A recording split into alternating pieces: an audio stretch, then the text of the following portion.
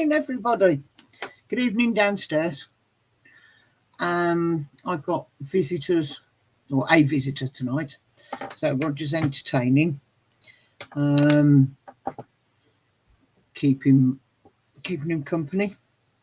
So, how is everybody? Jenny, good evening. Stitch, good evening. 3 watching, 4 watching. Excellent. We're all here.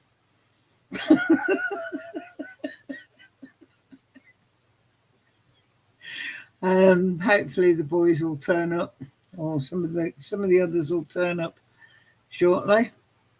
Yes, Jen, I did understand what you meant. I'll send you the link. Stitch, are you going to come and join us tonight?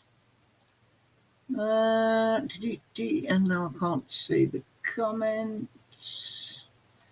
Jenny, I'll go direct. Go direct. There we go. Right. There's the stream to link to Jen. Holly! Lurking in chat for now while I eat my tea. Are you going to pop up later? I'll send you the link anyway, just in case. Just in case you feel like you'd like to. I'll give me 5 minutes. Karen's out there. She said she might. So there's Karen. That's Jen. Karen. I won't send it Dan. We don't want Dan in here.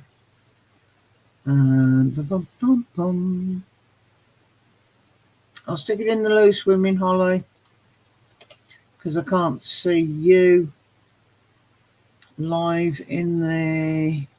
If anybody else. Oh, I was going to say, if anybody else.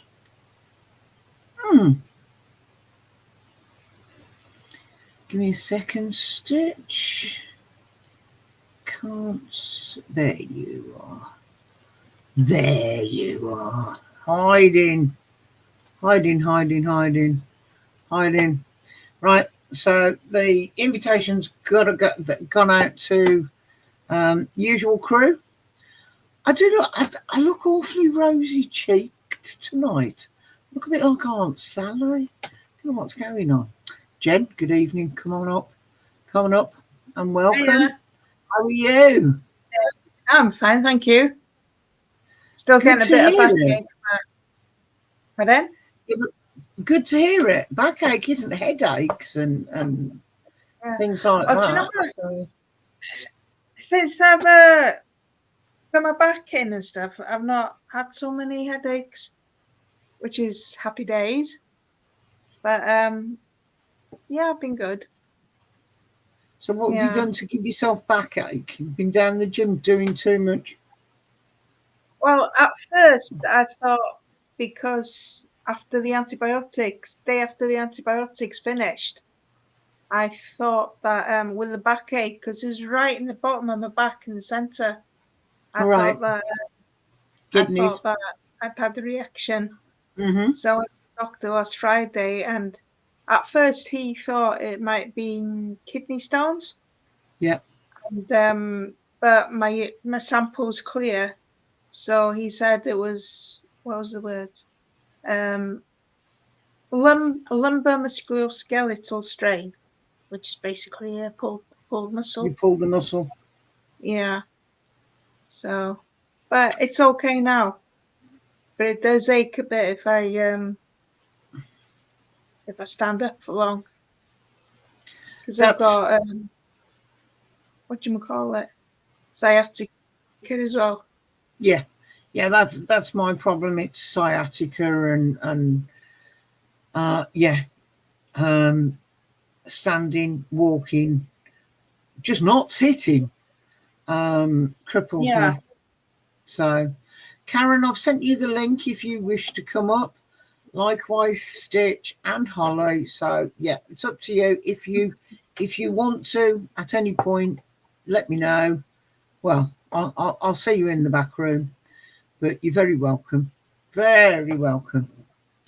So, don't know who else we've got. We've got 9 watching now. The numbers are climbing. So, Have you heard any more about your job? Oh, I'm still waiting. I didn't realise that the DBS check comes to me because I was on exchanging emails today.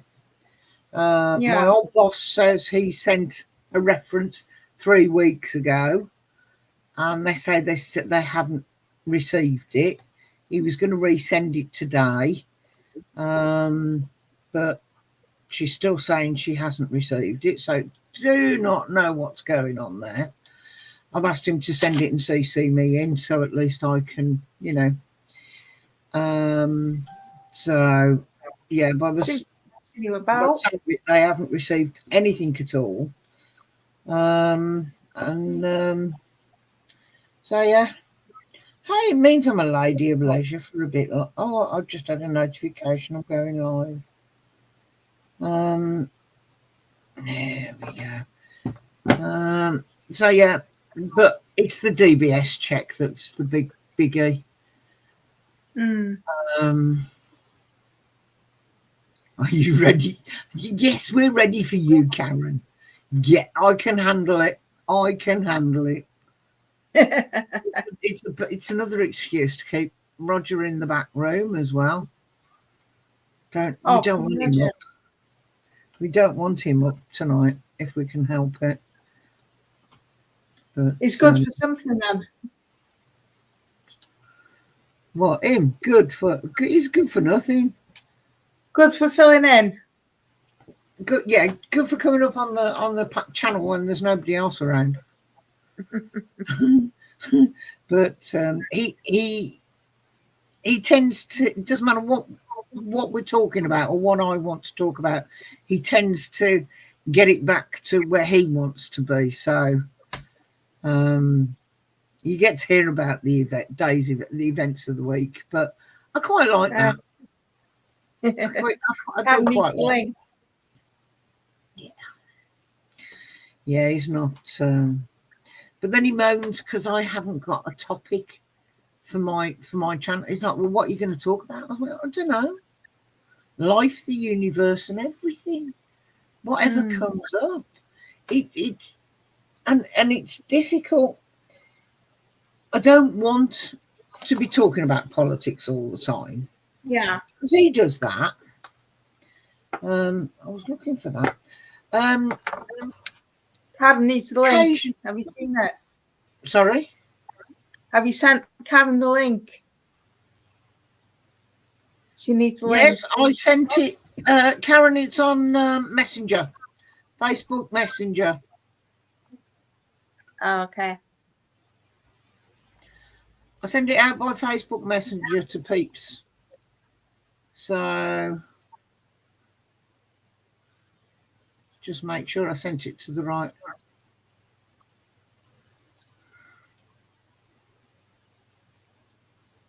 Are you ready for Christmas?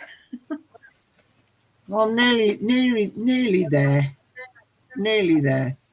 Nearly ready for Christmas. Jeez, I'm not halfway there yet. Well, quite lucky. We don't do big presents at Christmas. So we exchange bottles or something along those lines.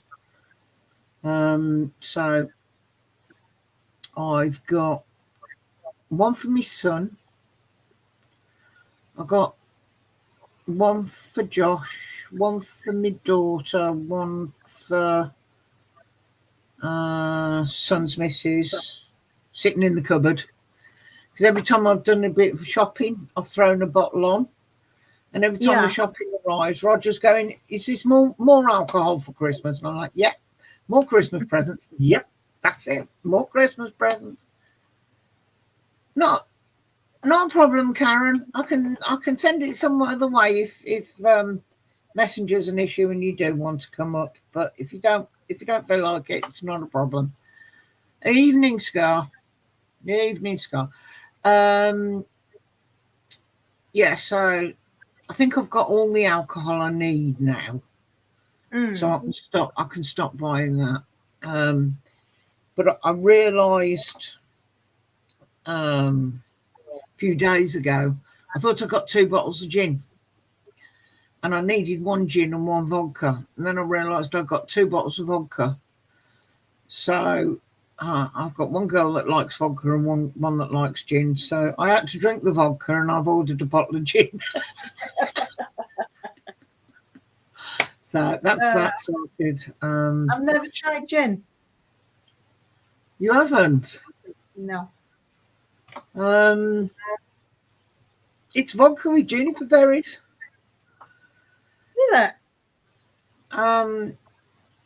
We, myself and my daughter, went to a distillery for the day, and we made our own gin. And he said you can make your gin or vodka, doesn't matter. You can flavour it with your botanicals, however you wish. The only difference between a flavoured vodka and a flavoured gin is juniper. If it's got juniper in, it's gin. If it hasn't, it's vodka. But the starting point, the botanicals, everything else that goes into it and making it are identical. So is that, Holly? Is that the juniper berries or the vodka with juniper berries? Does vodka do it for you as well? I'd say gin had the juniper berries. Yeah, gin's got juniper berries, but because you've now got the isn't it? Sorry, it's a British made drink, isn't it? Gin. It's made all over the place, but yes. Yeah, originally, I mean. Yeah, I don't know where it originated, but yes, Bath, because it's also made in America. But yes, bathtub gin, London gin is a recipe all of its own, and it's got to be be a particular SPV, so it's got to be over a certain amount, a certain proof, to be classed as a London gin, and there's all sorts of rules and regulations about it. Yeah. But yeah, there's so many different ones out there now that there is flavoured ones, all kinds of flavour. Yeah. I'm curious about that, but they do say that the rhubarb one is really nice. Sorry, which one? The rhubarb one. Rhubarb and ginger. The rhubarb gin. Rhubarb flavoured gin. I don't know. I have seen it about, and I've seen some people taste testing it, and they say that it's surprisingly nice. Because to me, rhubarb, I don't like rhubarb. It's too sour. So I thought it would be like, nah. But apparently it's really nice. Yeah, you see, the Whitley Neal do a rhubarb and ginger. I know that. I like that because I like ginger. The root. Yeah. So, but there are other. There's loads of people doing rhubarb gins. Some of them are liqueur, some of them are full strength. I'm just trying to see if there's one. That's Harrogate at Yorkshire. Parma Violet gin. Sorry? No, I lost. So Polly's saying there's even a Parma Violet gin. Oh, can't stand that. Can't stand anything with Parma Violet. Oh, I've got a cleaner, one of these spray things. Unicorn dust it's called, and that smells like Parma Violets. I love that smell. Can't stand Parma Violets or lavender. Let's use lavender to help you sleep. It'll give me a headache and make me feel ill. Yeah. It's not for everyone, is it? Parma Violet tastes like soap, Polly says. Yes. Yes. Yes. I can imagine it does, actually. Yes. Yeah. Jack. But they're purple. You should be a good taste. Purple should taste good. But no. Stitch coming up. I like my scotch. The boys like the rum. And I like a real ale. But in the summer I'll go for a fruity cider. I don't like standard apple cider. I like a bit of flavour in it. Yeah, I like coriander. I don't think it tastes of soap, but yes, it is a DNA thing on that one. So, what do you drink, Jen? I like my cherry brandy and Coke, and that's Nikki Brown, and I've started what's the name of that lager? Madri, Spanish lager, I think. Okay. Madri, I think it's called. Rings a bell, yeah. Yeah. I'm not a lager lover, so I don't go out that much anyway. And sometimes, well, I want to get some what do you call it? No, not Drambuie. No, not that. It's another kind of like a whiskey liqueur, whiskey honey. Oh, what's it called? Begins with a D. Drambuie is a whiskey liqueur. Yeah, it's not Drambuie. Oh, it'll come to me later. Very strong though. And I'll have a bit of Oddie as well. Glaver. Suarez sticky toffee. Drambuie. The only one I'm seeing starting with the D is Drambuie, so I'll leave that one with you. It could be Drambuie. Yeah, it could be. I don't know. I remember. That's quite nice. I like to have. I try and get a bottle in of things like that for Christmas, so that there's a variety for people if they want to drink, because there aren't that many people come around and have a drink because everybody's driving. So that means I can have them. It's only around Christmas I drink mostly anyway. I will say I tried I want to say Johnnie Walker. It's a cocktail. It's an old-fashioned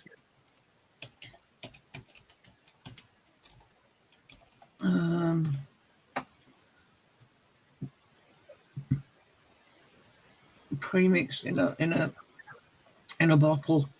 15 quid a bottle.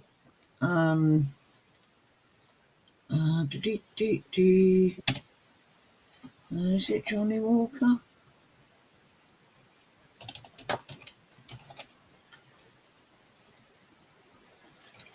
Can't type for.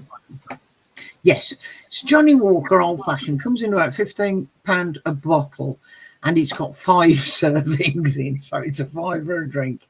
But that's a good measure. Yeah. I normally make the bottle last. It's half a litre, so I can get a few drams out of it. To be honest, yeah.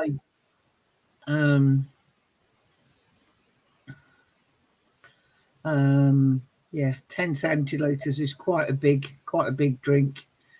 But that's not bad if you like an old fashioned occasionally. I treat myself to that sometimes. Yeah. I remember the first drink I ever got drunk on was Cointreau Lime in the 80s. It was a lime coloured drink, green coloured drink. Was it melon flavoured? I can't remember, but I won't touch it again anyway, because I had one hell of a hangover off it. My first hangover, actually. My mother used to have it. Midori melon. My mum used to have that. She used to love that. Yeah, I never heard that. It's a liqueur. Tastes of melons. Yeah. No, not slimes. Cointreau, isn't Cointreau a French? Cointreau's orange. Yeah. Or it's Cointreau's that and lime I had. That's the Midori. That's the Midori melon. Yeah.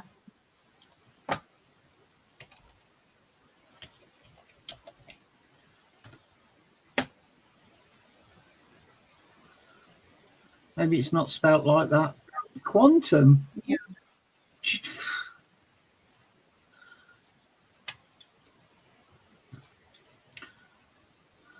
I can't remember how you spell Cointreau. I used to drink vodka and Red Bull. I'll drink anything if it's got alcohol in it.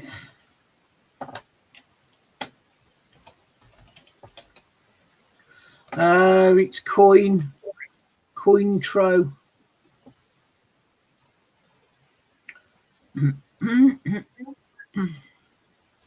There's your Cointreau. Yeah, Orange. that. Yeah. There's not a lot I haven't sampled, to be honest.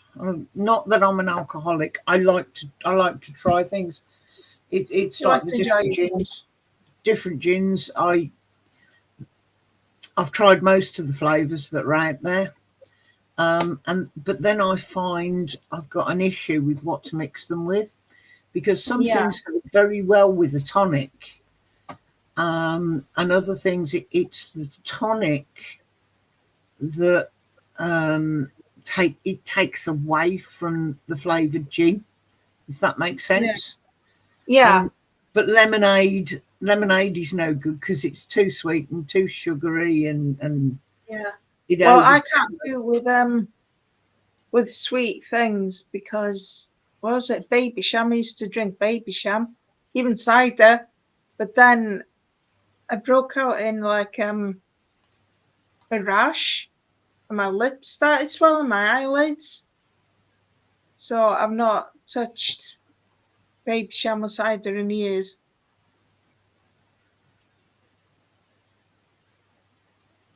Cider, what was Old Rosie, like a pint of Old Rosie, or a good cloudy, good cloudy scrumpy.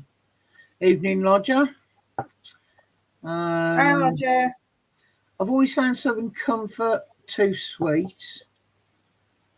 Lambrini only when it's free on a Thursday.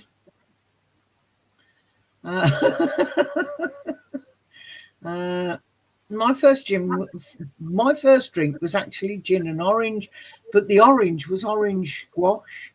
And when I looked at now, it was literally a shot of gin and then a shot of orange squash.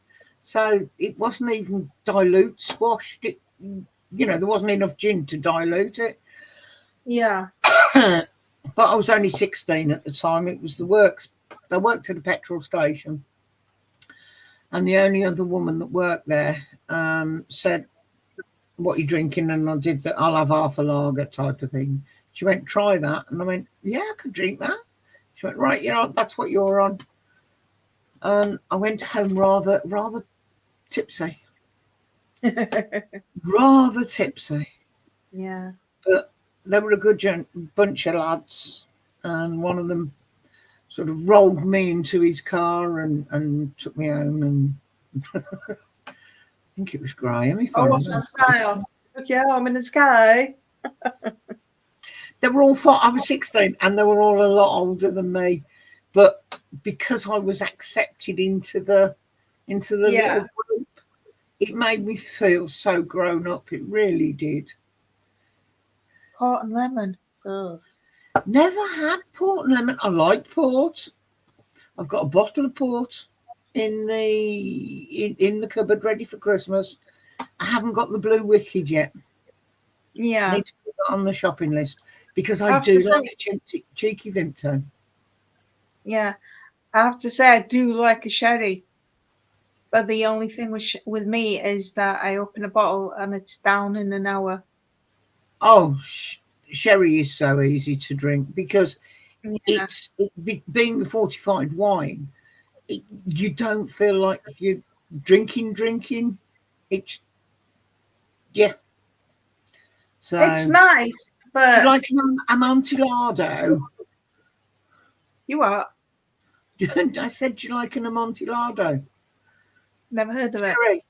Sherry. Oh no, it's QC mainly. Oh, QC. Okay. Yeah. But yeah. Roger, port and brandy, love it. Absolutely love port and brandy. Not a lover of lemonade, so port and lemon, no. But yeah, port and Blue Wicked, definitely. Mm. Used to drink brandy and baby sham. What the hell was 2020, do you remember that? In 2020? the 90s. Yeah. Yeah, I used to love that. Getting drunk on that, the blue one.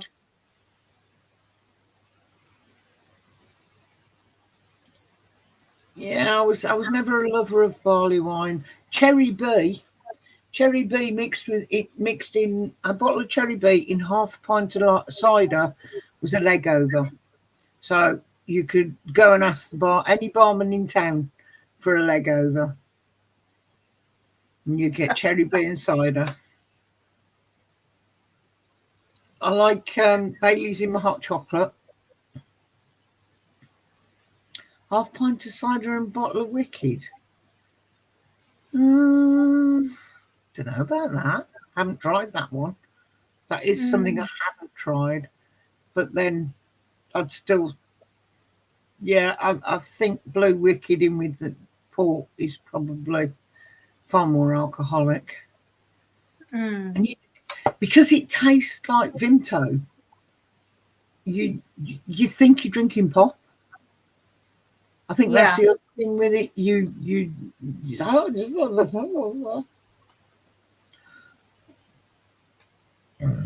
But Holly can't drink anyway at the moment, so. Oh, shame. But yeah, it's the same with cherry brandy and Coke. It just tastes like cherry Coke, and it's nice. I don't like Coke, so I'm funny when it comes to soft drinks. I don't like orange squash and things like that. Yeah. I like elderflower. Pardon? I like elderflower cordial. Yeah.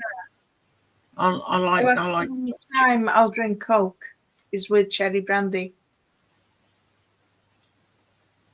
The only time I'll drink Coke is when it's mixed with alcohol and nobody else wants it.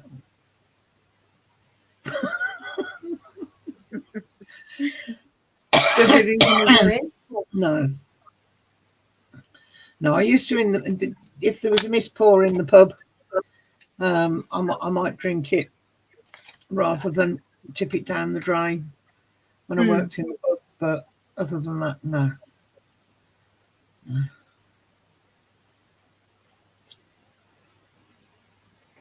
Stitch gonna come up.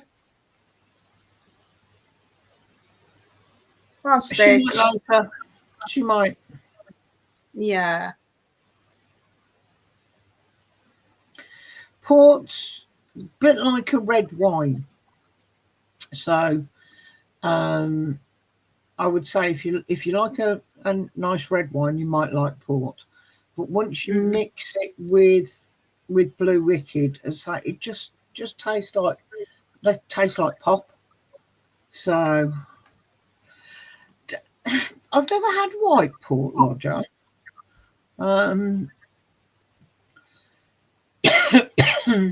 I need educating. I need to put that on the need to try list, because I would imagine that doesn't taste anything like. I used to drink Baileys. Yeah. And then I tried the little version, and that was nicer. But I can't drink it anymore. Don't know why, it makes me feel sick. It's very sickly because of the amount of cream and things in it. Yeah. And I think if you overdo it at any point, your stomach sort of remembers. Oh, Stitch is with us. Hello, Stitch. Hello. Hiya, girl. How are you? Thanks. How are you? I can see movement downstairs. I'm just going to mute myself and disappear for 2 seconds and shout goodbye. So I'll leave you to chat yourselves. Well, I'll be back in a moment. Okay. You okay, Ellen? Yeah, I'm alright, thank you. How are you? I'm okay, thanks. How's little Stitch? Jenny said it. You're alright, mate. Hiya. Did you hear me? Yeah. She said, "Are you alright?" You can't hear you. I've got you on my earphones. Oh. I go to say goodbye and I get taken over. Good evening, Holly. Hello. Hello, Holly. How are we? I'm okay, thank you. And yourself? Yeah, fine. What was that, Jenny? That's a nice picture, that. Thank you. Sorry. I couldn't see shit because I didn't have my glasses on. You take the picture and then check to see what it's like before you post it. What's giving you the giggles, Ellen? Because when little Stitch saw Holly, he went, "Ooh, cooey," and then he was like, "Oh, can they hear me?" Oh, cooey.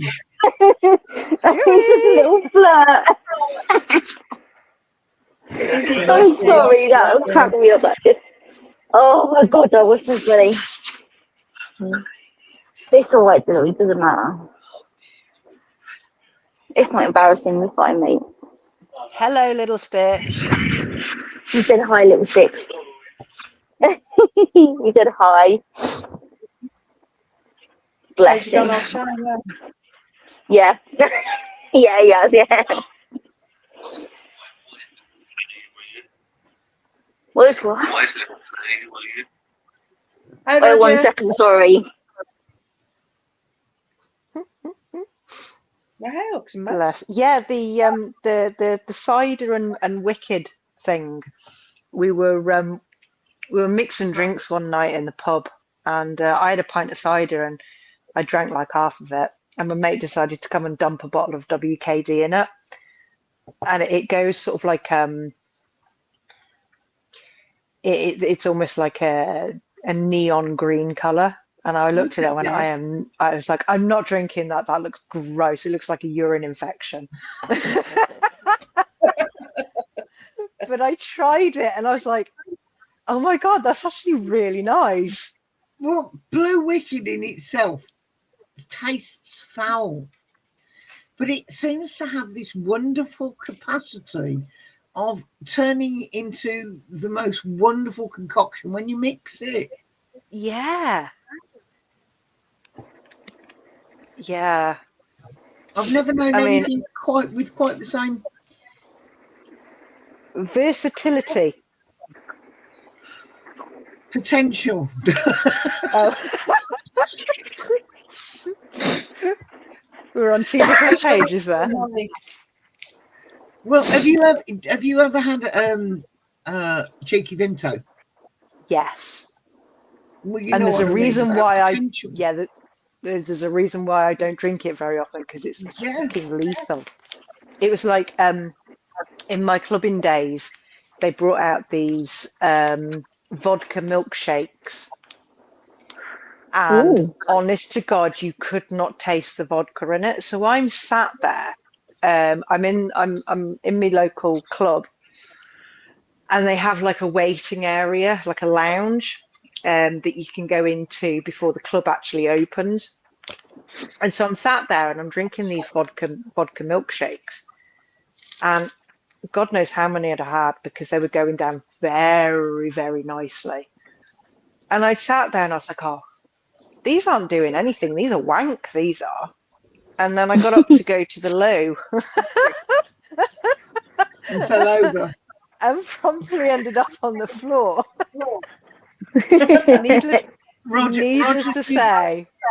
Needless to say, that night was very short.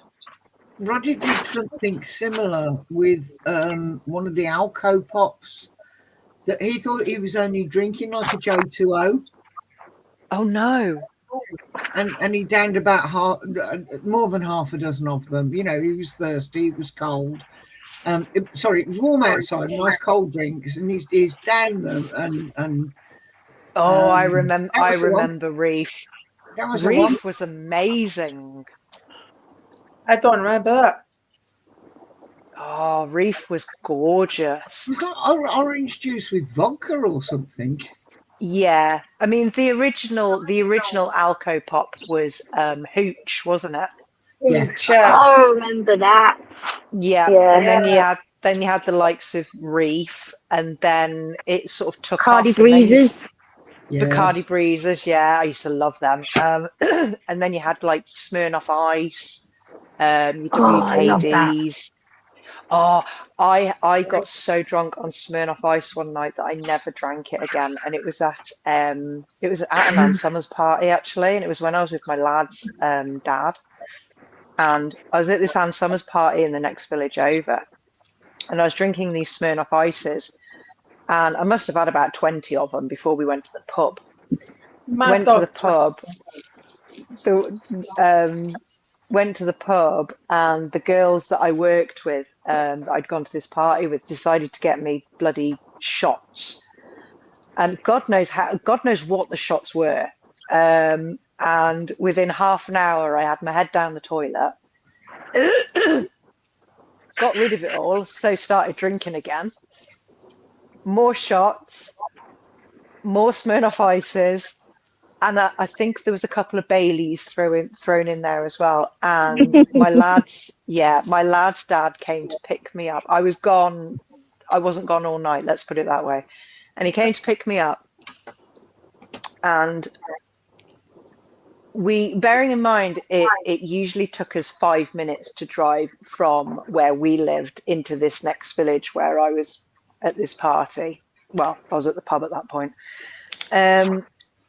It took him probably about an hour and a half to drive back because I kept having to stop to be sick.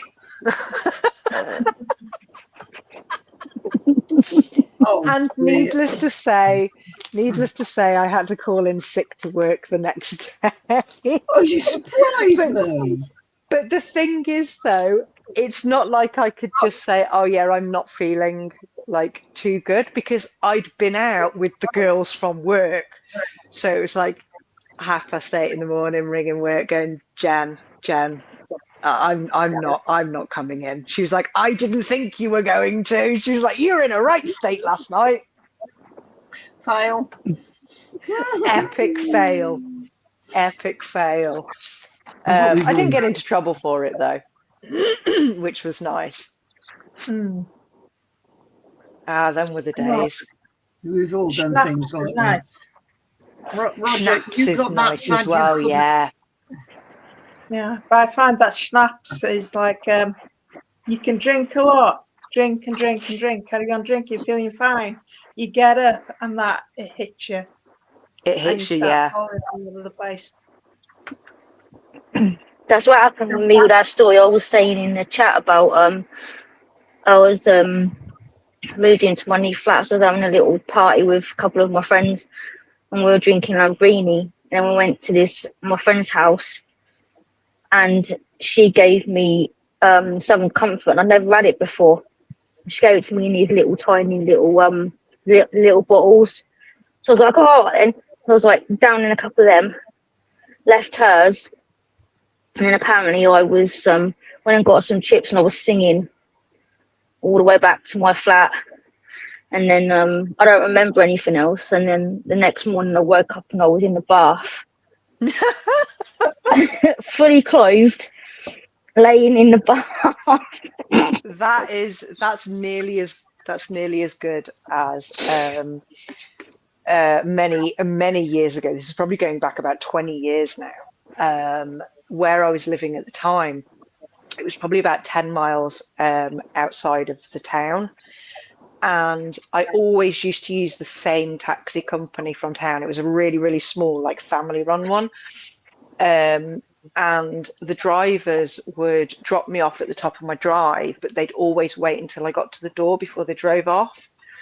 And I got out the taxi, got to the house, gave the taxi driver the wave, and then just stood there trying to find my keys in my bag. And I was like, oh my God, I can't find my keys.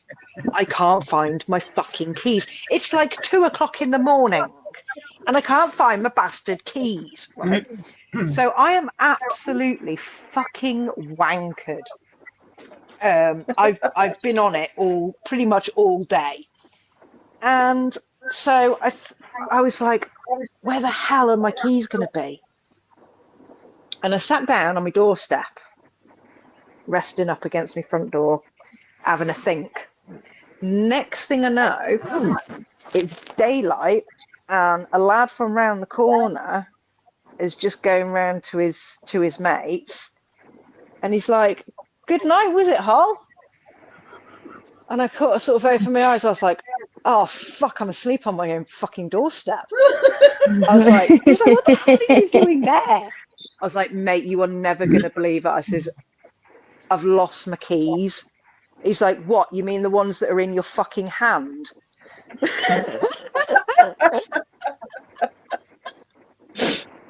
I looked down at these keys and I was like, oh shit. Yeah, that's well better than mine.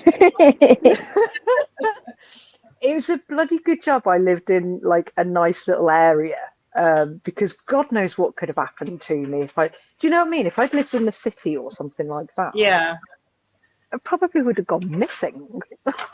No, if you'd have been in the city, some of the homeless guy would have pissed on you. Yeah, that would have been it. I would have woken up stinking of piss going, my God, what have I done? Well, I had one.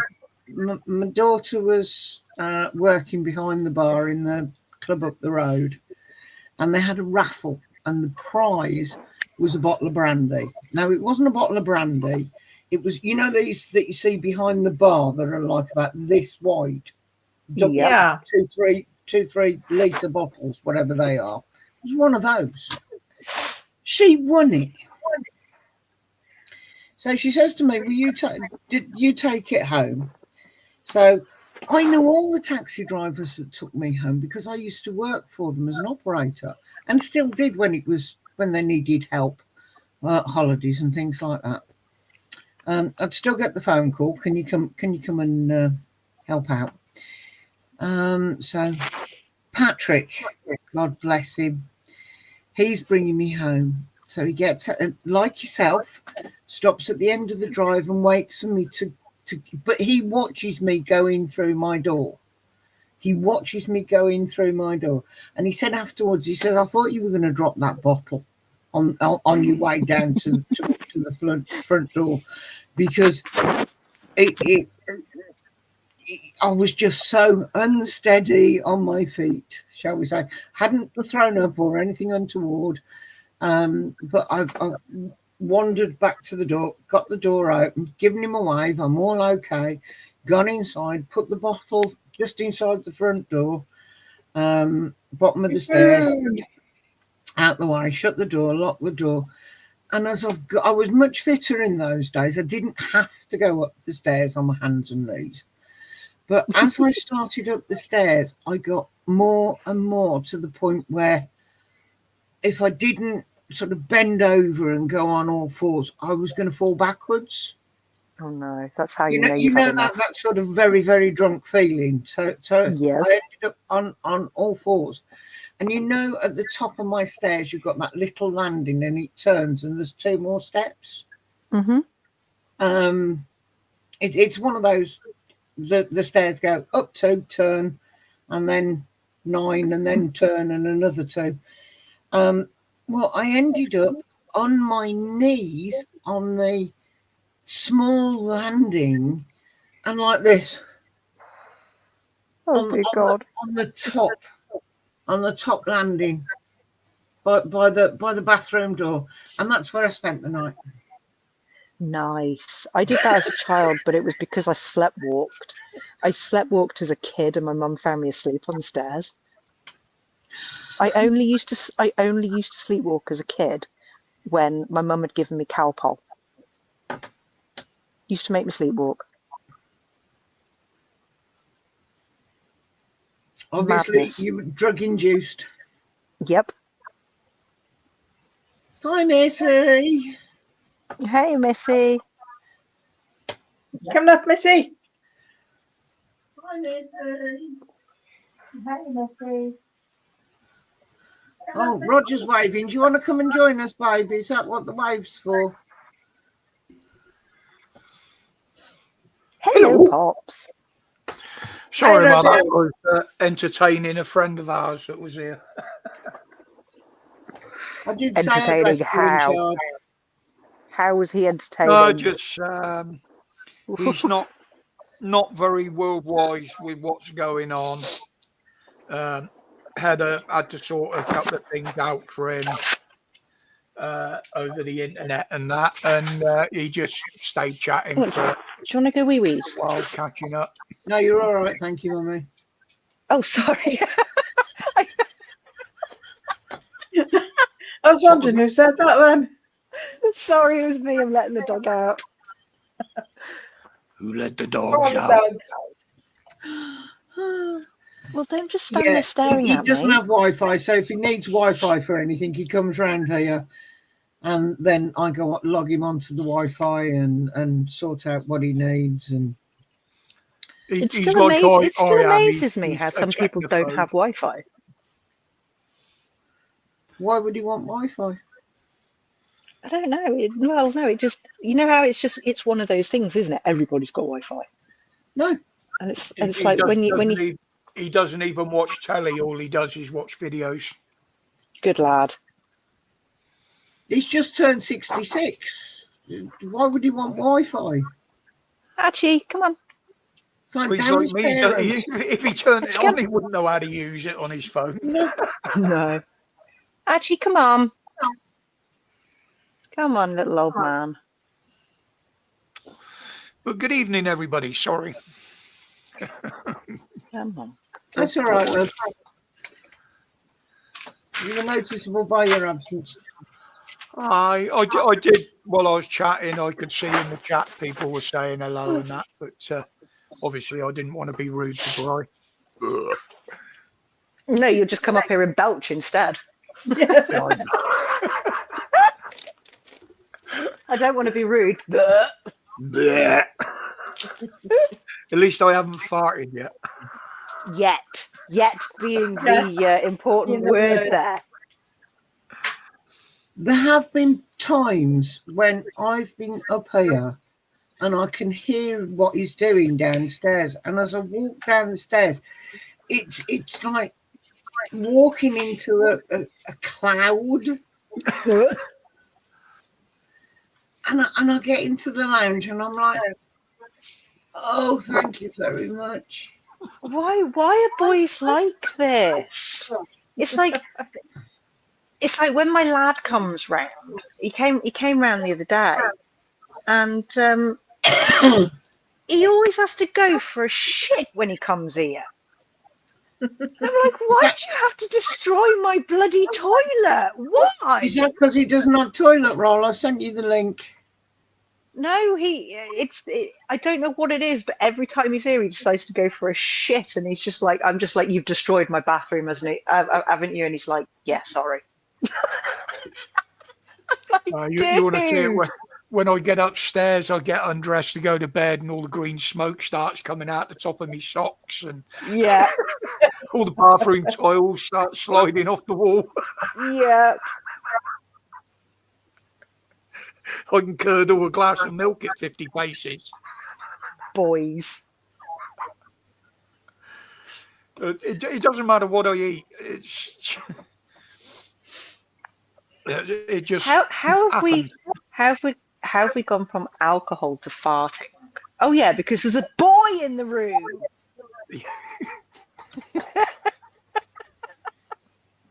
It's like I said earlier, Holly. You know, I don't want him up because he always does something to change the subject, and we end up with it being politics or whatever. Oh yeah, Put the vape farting. down, Mr. Not to mention COPD. Farting. Well, Holly started it. Don't you blame me. Mum, he's picking on me. Well, you can put him in the back room just as easily as I can. Oh shit, yeah, I can, can't I? I'm Oh, the power.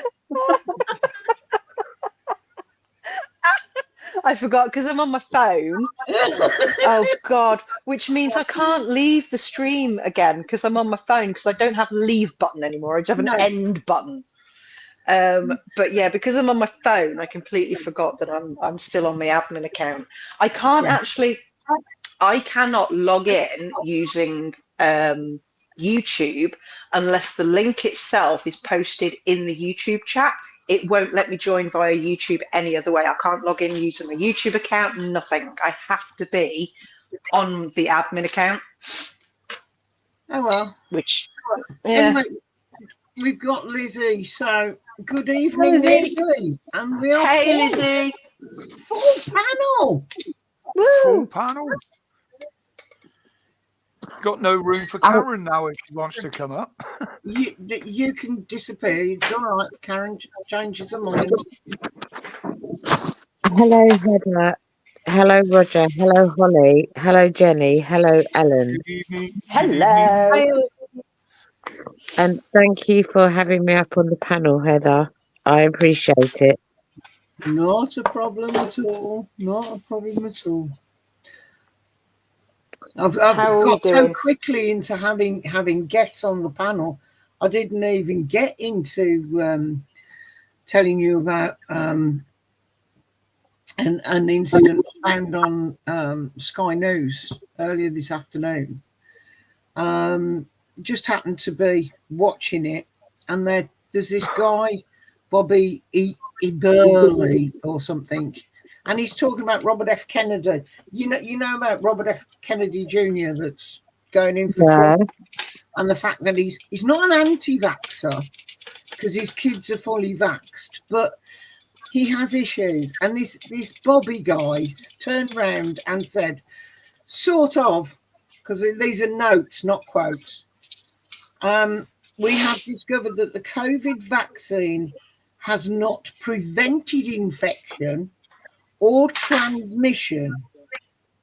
And poor little Kamali Melbourne goes into meltdown and goes, but it's saved millions of lives, lots of lives. And this Bobby comes right, well, no, actually, with a 99.7% survival rate. And he's like, we can't have you saying that, but the vaccines don't work. And Bobby, not what I said. Well, they do technically without a vaccine. Technically, they do work. They just don't do what they tell you that they designed it for. They do what they want it to do, but not what they say. Exactly. Exactly. If you notice that link I put in the video the other day to the ex-CEO of Pfizer, he actually says it on there. I won't repeat it, but he actually tells you what they do and what they developed it for. Absolutely. And also there's a video, sorry to butt in there. Sorry to dive in there. there's a video that I watched from, and it was from 1965 that Yeah, that was COVID-19 when was I developed. put up. Yeah, But the it was term developed and COVID, injected into animals to see what it would do. It started in 62, but they only That's started it, the Rita. program of injecting it in 65. but the term COVID has been around for years. It's an influenza virus. Yeah. Yeah, it's been around since the 60s. COVID and coronavirus are the two terms used for colds and flus. Yes. They are either a COVID or a coronavirus. So it's nothing new. It's No. nothing new. But Sadly, it's not the vaccine itself that causes the issue. It's what they use in it for the human body to accept it. But the reason I wanted to go into this is because the reason that they are like they are about these vaccines is they want to stop the big companies making money unnecessarily. Yeah. It's about turning it round and not letting them sell us shit we don't need. Hi, Evening, James. James. Hey, James. Yeah, it's all like, Evening, Mom. How you doing? hi, big James. families of names, aren't they? With was it JFK Jr. being appointed his position? Yeah. Yep. Yeah, they're gonna get Well, announced this all is that. it's No, it's, they're having it's a meltdown. Robert F. Kennedy Jr. Yeah, that's it. Yeah. That's been appointed, and it's him that's saying this. He's saying that we shouldn't be putting money into vaccines just for the sake of feeding money to companies, because if they don't prevent infectional transmission, what are they paying for? Who's dying? Lizzie. Oh, she's muted her mic, so she's gone to die quietly.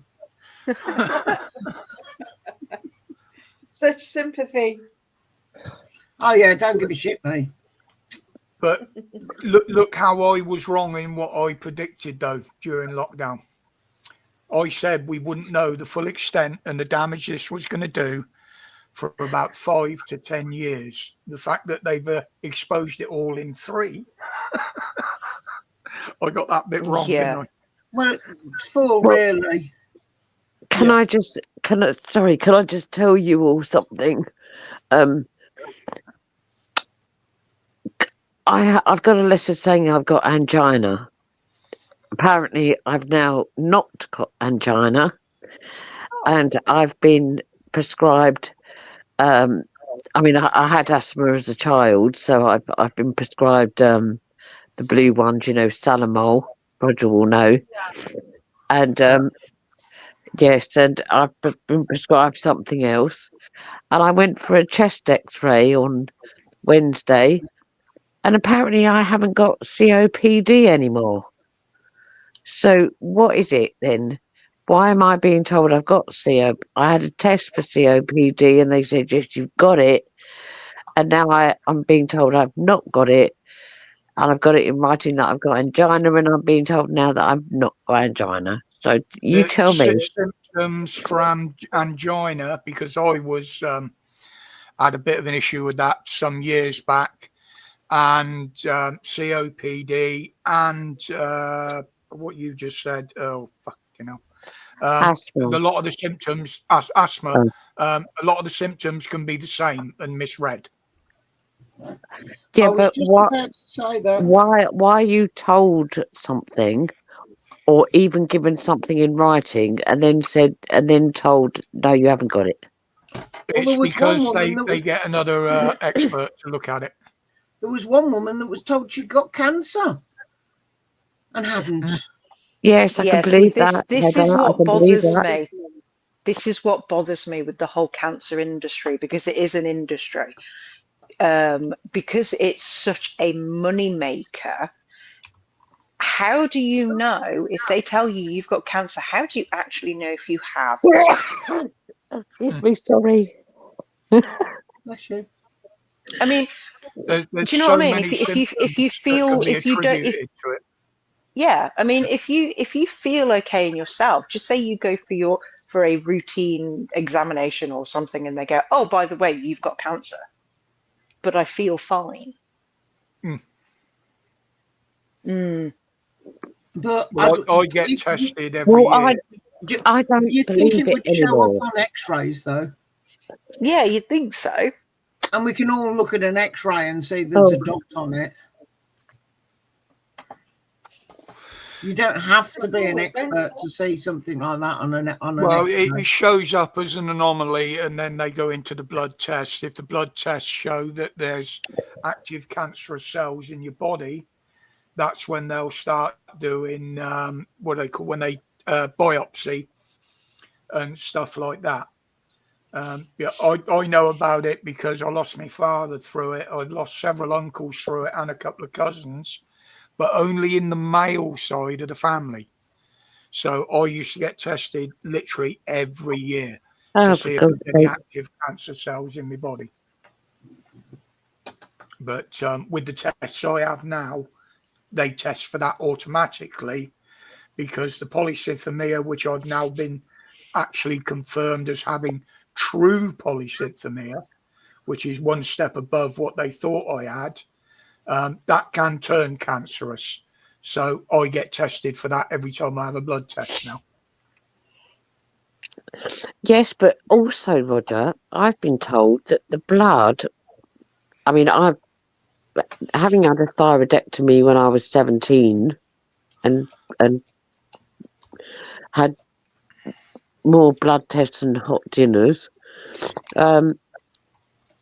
I've heard that the blood doesn't stay, I don't know what the word is.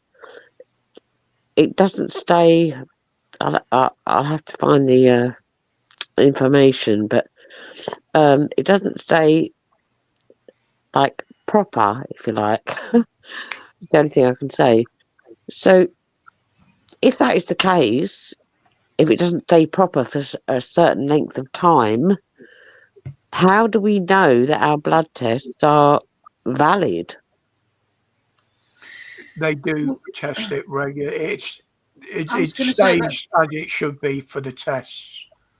That's the reason that they do blood tests every few months or every year. Or I've just had another one for my diabetes, and the sugar's high again, so I've got to go for another one in 2 weeks. So I'm avoiding chocolate, and it'll probably say it's okay in 2 weeks. But so these are all mine then.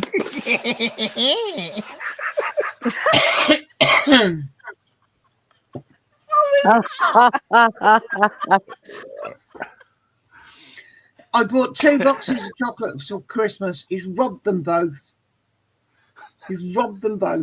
Oh, you helped me eat the first one. Don't make excuses, Roger. Don't make excuses. We don't believe you. I did have a few because we split them because celebrations. He's not a lover of bounties or marathons, Snickers, whatever you want to call them. So they're mine. I don't like the caramelly ones. What else is in the celebration? Mars bars, don't like them particularly. That's the wrong tub you're looking at. I know, it's the heroes, isn't it? They've got their own chair next to me. But you see, he in that tub there, he won't eat the chocolate eclairs. So those go into a container for Josh. And I tend to end up with the crunchies. Everything else in there I'll eat. Well, everything else in there is Cadbury's chocolate. Of course you'll bloody eat it.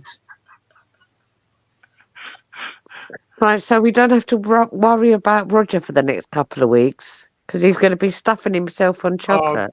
Christmas couple of weeks. Worst time for me. Couple of weeks. They will not be that he opened those on Wednesday. They will not make it to next Wednesday. I can assure you, they will be gone over the weekend. I hate it. The worst thing every year about Christmas is I always give the bin men a tub to eat in the wagon on their way round, because they're really good to me. They bring the bins back to the door for me and leave them out on the footpath and stuff like that. And I'm out there, I'm like, I don't really want to give them away, but they're great, you know, I've got to give them to them. Do you know what you want to do one year? You want to get a box of Ferrero Rocher. Eat all the Ferrero Rocher, but keep the wrappers and wrap up some sprouts in them. Brussels sprouts. Yes. Yeah. That's what I said. I'll give them each a bunch of carrots this year. There you go, guys. You need to be healthy, man. Holly, people have done that. They put Brussels sprouts and pickled onions in them, and mothers have been up in arms that their children have been subject to a trick rather than sweets. I would be quite happy with the pickled onion, as long as it was a silver skin pickled onion. But the Brussels sprout, not too sure. It depends if it was cooked, but they've got to be cooked right. Roger bought these for me for Christmas. Ooh. Oh, lovely. I actually ended up in hospital, Holly, for eating pickled onions. Really? How many did you eat? A whole gallon jar full in the pub. Well, there you go then. You've only got yourself to blame. I was going to say, you know damn well that it's not because he ate 3 and one of them was a bit iffy. Yeah, exactly. It was how many did you fucking eat? I made myself really poorly one night. Whenever I used to get like a kebab from the kebab shop, I'd always ask them to put some of the whole chilies on because I loved them. Oh. And I bought a jar of them one day when I went shopping. It was a big fucking jar, and I might have accidentally eaten the entire jar. Oh my God, I was so poorly. No. I mean, No. like, you do accidentally eat the whole jar, Holly. It's called. Do you know what it's called, Lizzie? It's called a snackcident.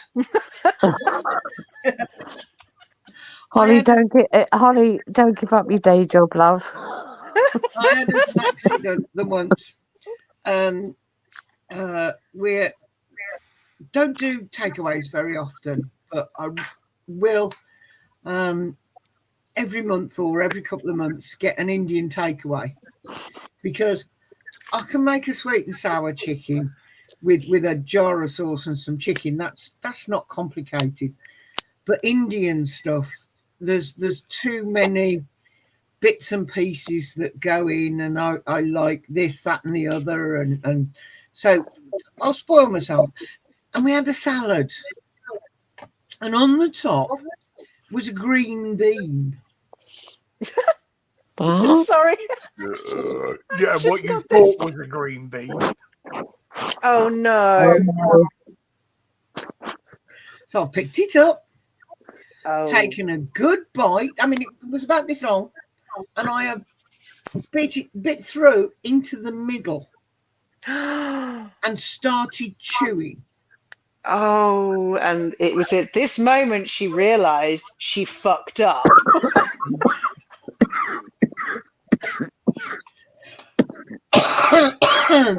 Oh my life. I don't do chilies at the best of the time. Oh, I do.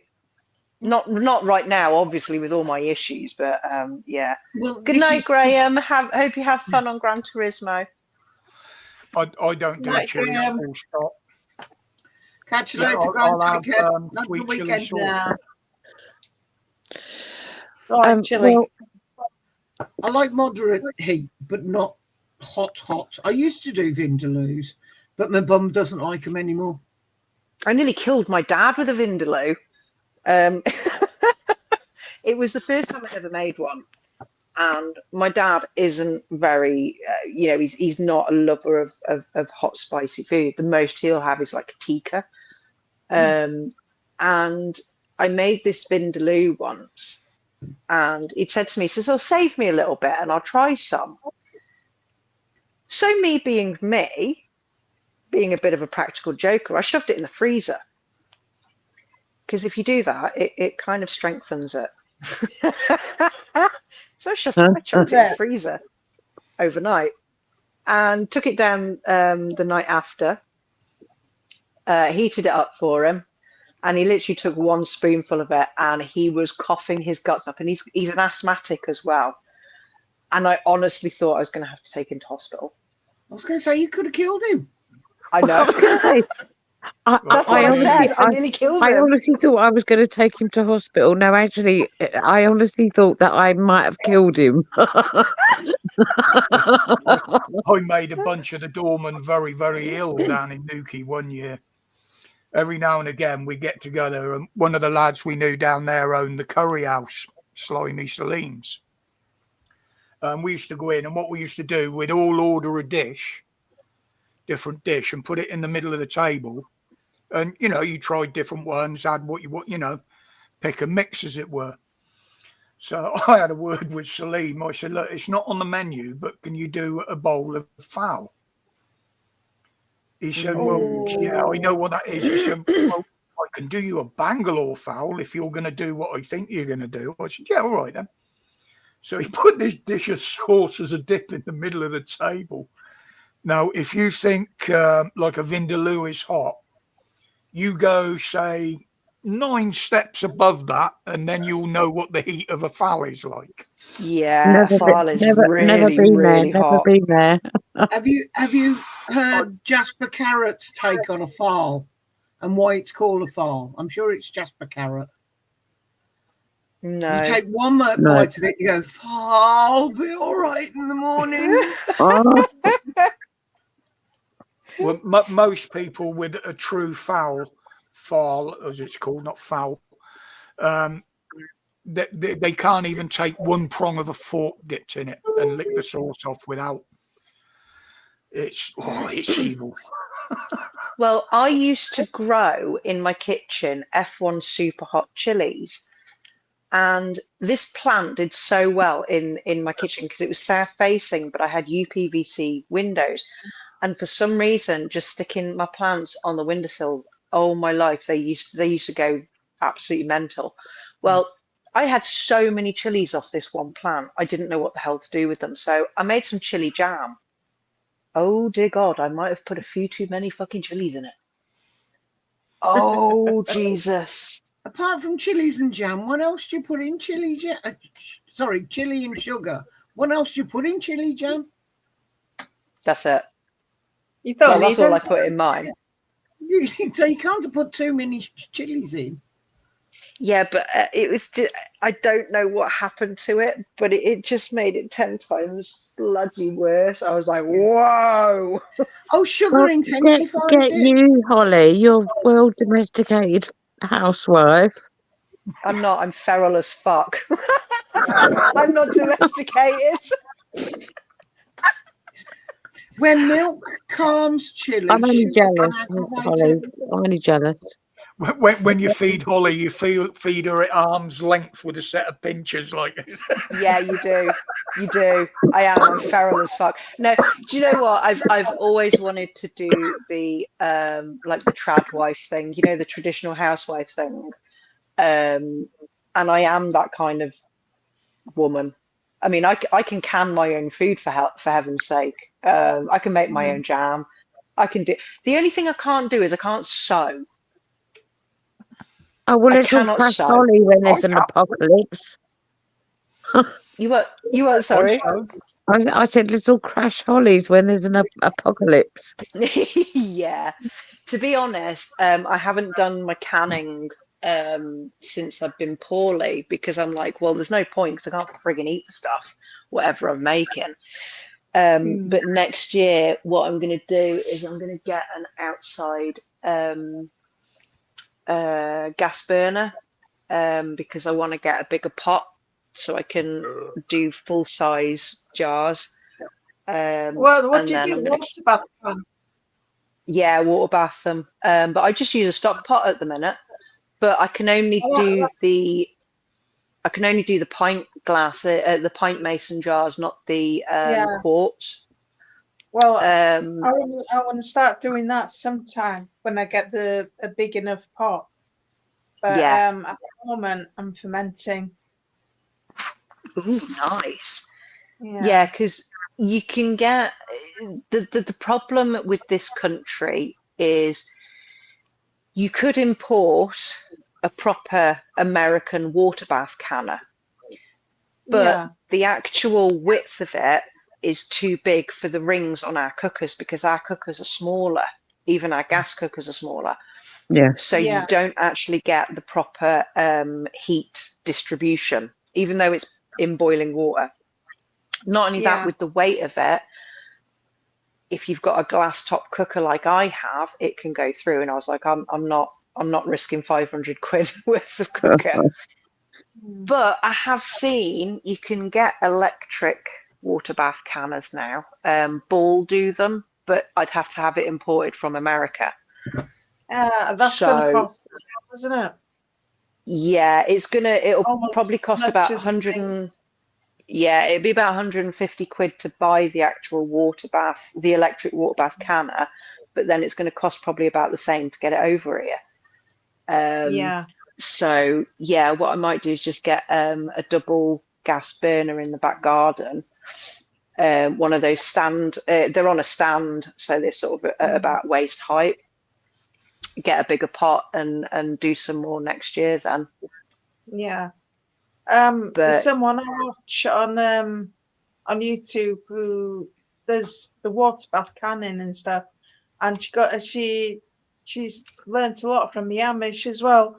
yes, Make is the yes, is the I channel. yeah. Have you seen I her? like her. Yeah, I like her a lot. Yeah. She's very good. But yeah, you can pretty much water bath anything. I mean, there's a lot of stigma around water bath canning because the FDA in America have gone, oh, it's unsafe. You can get botulism, blah blah blah, because they want you relying on the government. And they're like, no, it's got to be pressure canned. It's got to do this. No, you can do it water bath canning. It's fine. Yeah. I haven't died from botulism, and I've been eating my own canned goods. Yeah. It all depends on how you prepare the top. Make sure that everything's covered in the water, and like you've got maybe like a cabbage leaf or one of them pickling stone things to make sure that everything's in the water. Yeah, it's all to do as well with the acidity. It's to do with the acidity of the water as well, which is why, like, if you're water bathing something that's tomato based, you don't need to add lemon juice or canning vinegar or whatever it's called. Yeah. And that's all you've really got to do.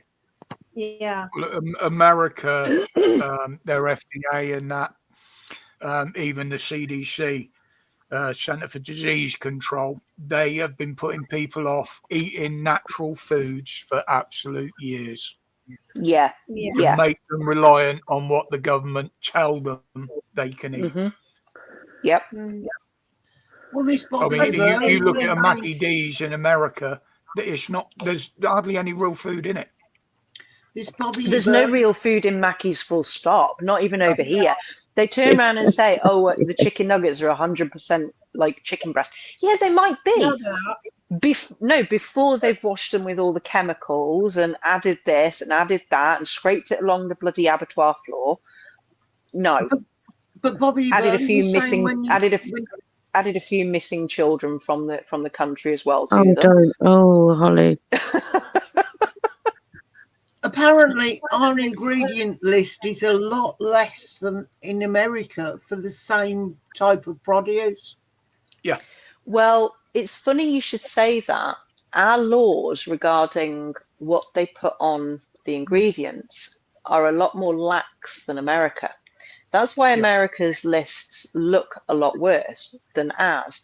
Ours, they don't have to put everything on it. And I found this out through my job doing all the canine nutrition stuff, and it's relevant with human food as well in this country. When you read a label, they don't have to put everything that's in that food on that label. It's like the American soft drinks. What was the one that got banned over here because of one of the ingredients in it? Gatorade. It might Mountain have been Gatorade. Mountain Dew. I think that was one of them. It was because they put in it. It does contain one of the chemicals that they say over here it shouldn't be consumed. Mm-hmm. We'd never afford it over here with sugar tax. No. And this, to me, this is what they're doing with trying to shut down the farming. That's why they tried to shut down a lot of farming in America. Yeah. They want us to eat far more processed foods than natural foods, so they can control more what we're eating. Yeah, they because basically they want us. Security. No, they want us eating lab-grown food. Yeah. Yeah.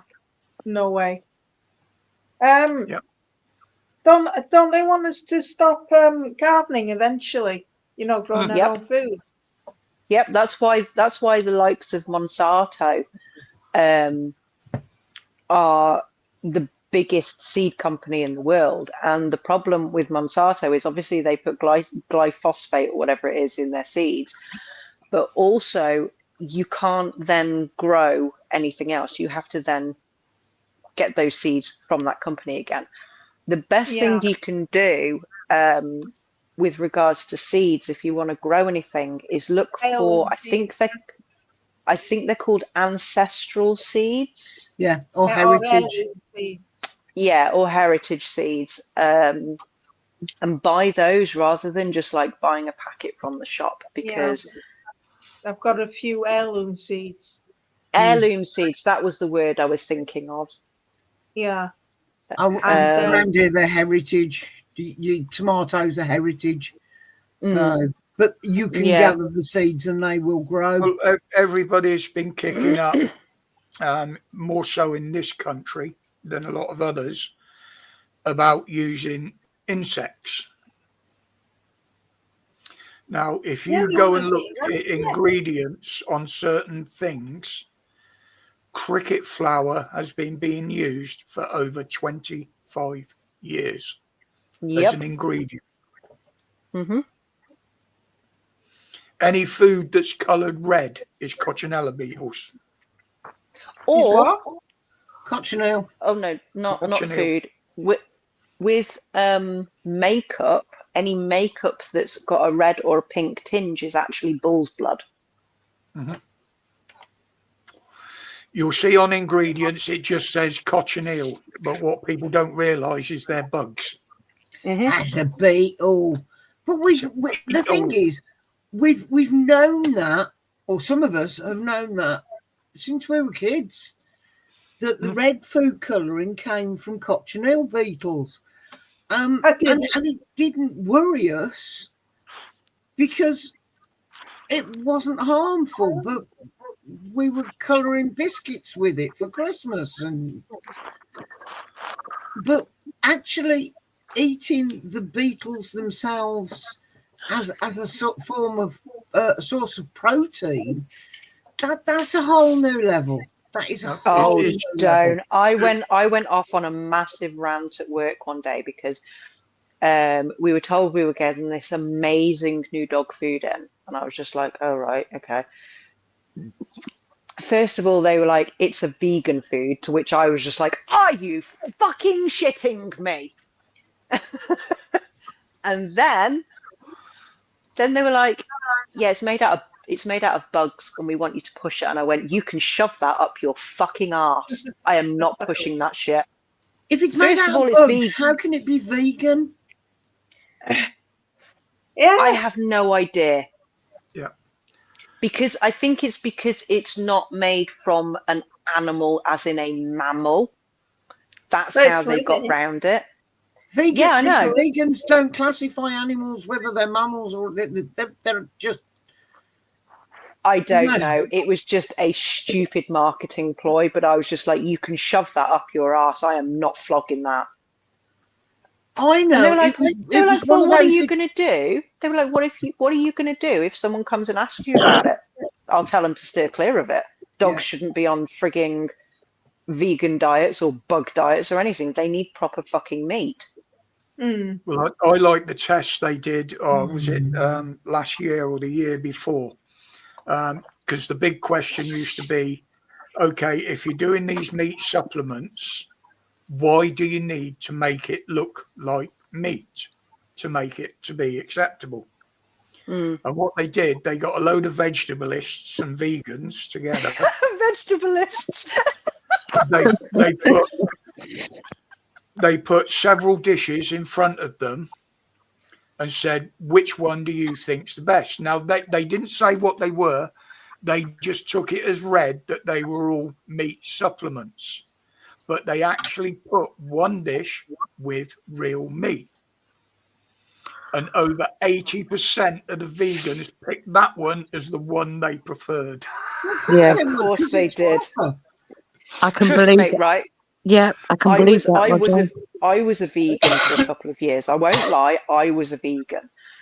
And I didn't go for all the meat substitutes. I would eat proper like vegetable dishes. And I won't lie, I was the healthiest I've ever been.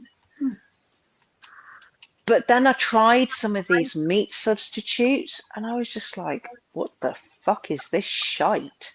Yeah. It's no wonder that vegans are so deficient in so many nutrients, because they're having all this fake crap shoved down their throat, literally. And their doctors keep prescribing them vitamins and supplements to keep them healthy. It's like you don't have to necessarily be vegan to be healthy, but eat a fucking vegetable. Eat some real food. Yeah.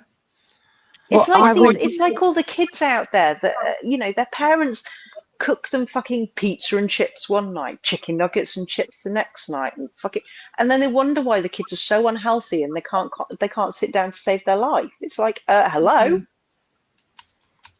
No, that one over there. He's turned into a chip addict. Oh God, he hasn't, has he? Can we have chips tonight? Can we have chips tonight? Can we have chips tonight? We used to have chips maybe once a fortnight. I'm really sorry, but I mean, I'm not a doctor. Yes, Marmite is vegan friendly, Lodger. Yeah. Yes, it is. But I will. A couple of years ago, Morrison. No, it wasn't. Yeah, it was in Morrison's, but it wasn't from by Morrison's. Marmite actually brought out a hummus. Now, Marmite is vegan. Hummus is vegan. Marmite hummus was not vegan.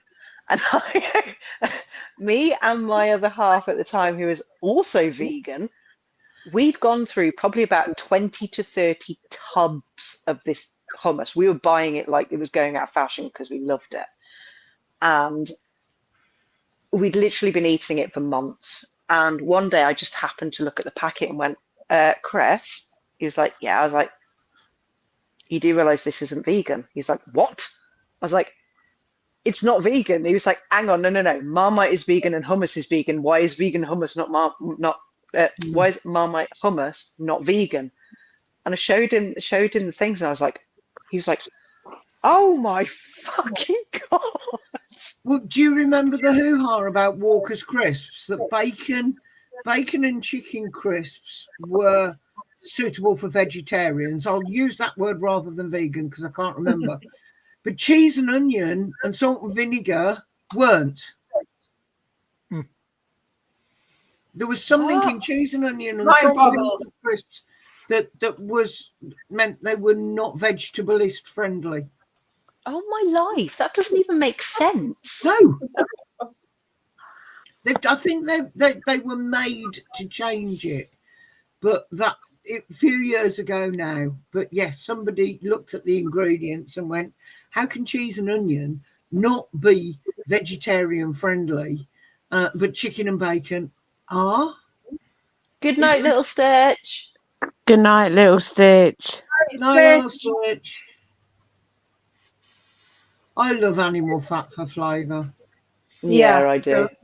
The fact that me all too. flavouring on crisps and savouries like that is all artificial flavouring anyway. Well, yeah, it's mainly MSG, isn't it? Monosodium glutamate. Yep. If you suffer from headaches quite regularly, check what you're eating, because MSG is a really common cause of headaches and migraines. So is aspartame as well. Yeah. Can I just answer James's question there? Go on. But in a slaughterhouse, yes, they do, James. I actually worked in one for a little while, but not as much as people think. Literally, it's a stabilizer to keep the meat fresh. The salt. If you think salt in meat preserves it, and that's why they used to put the salt water and that in them. It also makes it weigh more, so you get less meat for your money. Yeah. Nowadays, what they're doing to meat in abattoirs and shit like that is horrendous. It is horrendous. More abattoirs have gone over to halal. Yeah. Can I just ask a question to the lucky people on the panel that have been able to have children? I still think that, and I'm not saying you guys have done this, but I still think that, and I've seen it, that people have fed their children chicken nuggets and processed foods, and we've had this massive, in my opinion, massive thing that everyone has ADHD, and I still think there's a bullshit. It's bullshit. Now, I do have ADHD. And Holly, sorry, my Holly, ADHD I wasn't. No. Let me explain. My ADHD is affected by what I eat. The more processed shit I eat, the worse my ADHD gets. However, that's just processed food in general. I know people who haven't got ADHD, and if they eat a lot of processed food, they start with ADHD symptoms. Now, my ADHD, although there is a baseline to it, if I don't eat all the crap, I have a baseline of my ADHD, but I still suffer with it. I still deal with it every single day. But I know of people that haven't got it, and they eat crap food, and before you know it, they're hyperactive. They can't do fuck all. They can't think straight. They can't do anything. My mum would never. She always said she'd never feed us kids processed baby food. She used to boil and stew and mash proper food up to feed us. She wouldn't buy jar, packet, tins, or anything like that. No. See, I was like that with my lad growing up. When he was with me, he didn't eat a lot of processed foods. He had proper home cooked meals, and that all went out the window as soon as he went to his dad's. I had the same problem. But then again, when he came back home to me, I'd have trouble getting him back onto, home cooked food. Yeah, I really did. And getting them back into even just a routine, because their heads are fucking all over the place. You look at where these problems over that arise. You used to see very, very little of it in farming communities, because they're the ones that used to eat the fresh foods because it was readily available. It's when they started putting it into the cities, because they were, convenience food, to the corner shop, the supermarket. They didn't have access to fresh food. There's a lot of things that affect ADHD, and that is diet, lack of exercise, and too much screen time. Now, that is exactly what kids are being fed on nowadays. Processed foods. They sit on screens all the time. They get very little fucking exercise. And it's no wonder that they have these symptoms. Now, there's a whole science behind the link between the processed foods and the hyperactivity symptoms. And it's all to do with basically when you're eating proper food in its natural form, so to speak, so like a chicken breast or a potato, a vegetable, what it does is it provides certain amino acids for the brain, and those amino acids are what you need to produce serotonin, and it's actually a lack of serotonin that causes the hyperactivity. So without those amino acids, they don't have that serotonin, and therefore there's the hyperactivity. It's exactly the same in dogs as well. Sorry, I've just gone off on a big fucking geek off tangent there, haven't I? Holly, you think about it, in the community where I come from, if you worked on the farm once a month, part of your wages was made up out of giving you a piece of fresh meat, a sack of fresh vegetables. That was part of your actual wages, you know. Same with milk. If you worked on a dairy farm, you had free milk straight out of not straight out the cow, but you know, not through any processing or anything like that. Raw milk is something that needs to be brought back, because I'm sorry, but all the shit that they do with milk. Fresh cow's milk, more or less straight from the cow, can cause meningitis. Yeah, well, milk can cause cancer, so. But look how beautiful that milk is we have when we're on holiday. Yeah.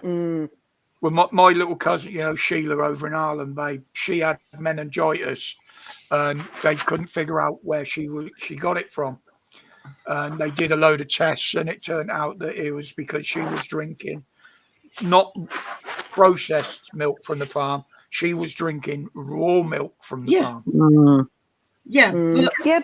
Mad cow's disease came from cows as well. There's all sorts of things that there's all sorts of risks that we've got under control now that wouldn't have been under control as well back in the day when your cousin got. I mean, the problem as well with milk is the fact that it is so mass produced now that they have to have these poor bloody dairy cows. They are pumped full of so many hormones to keep them producing. Yeah. And that hormone gets into our milk. Now, not only that, these cows are treated so badly. They're full of mastitis. Now, for any boys that don't know what mastitis is, it's pus. It's pus in the teats.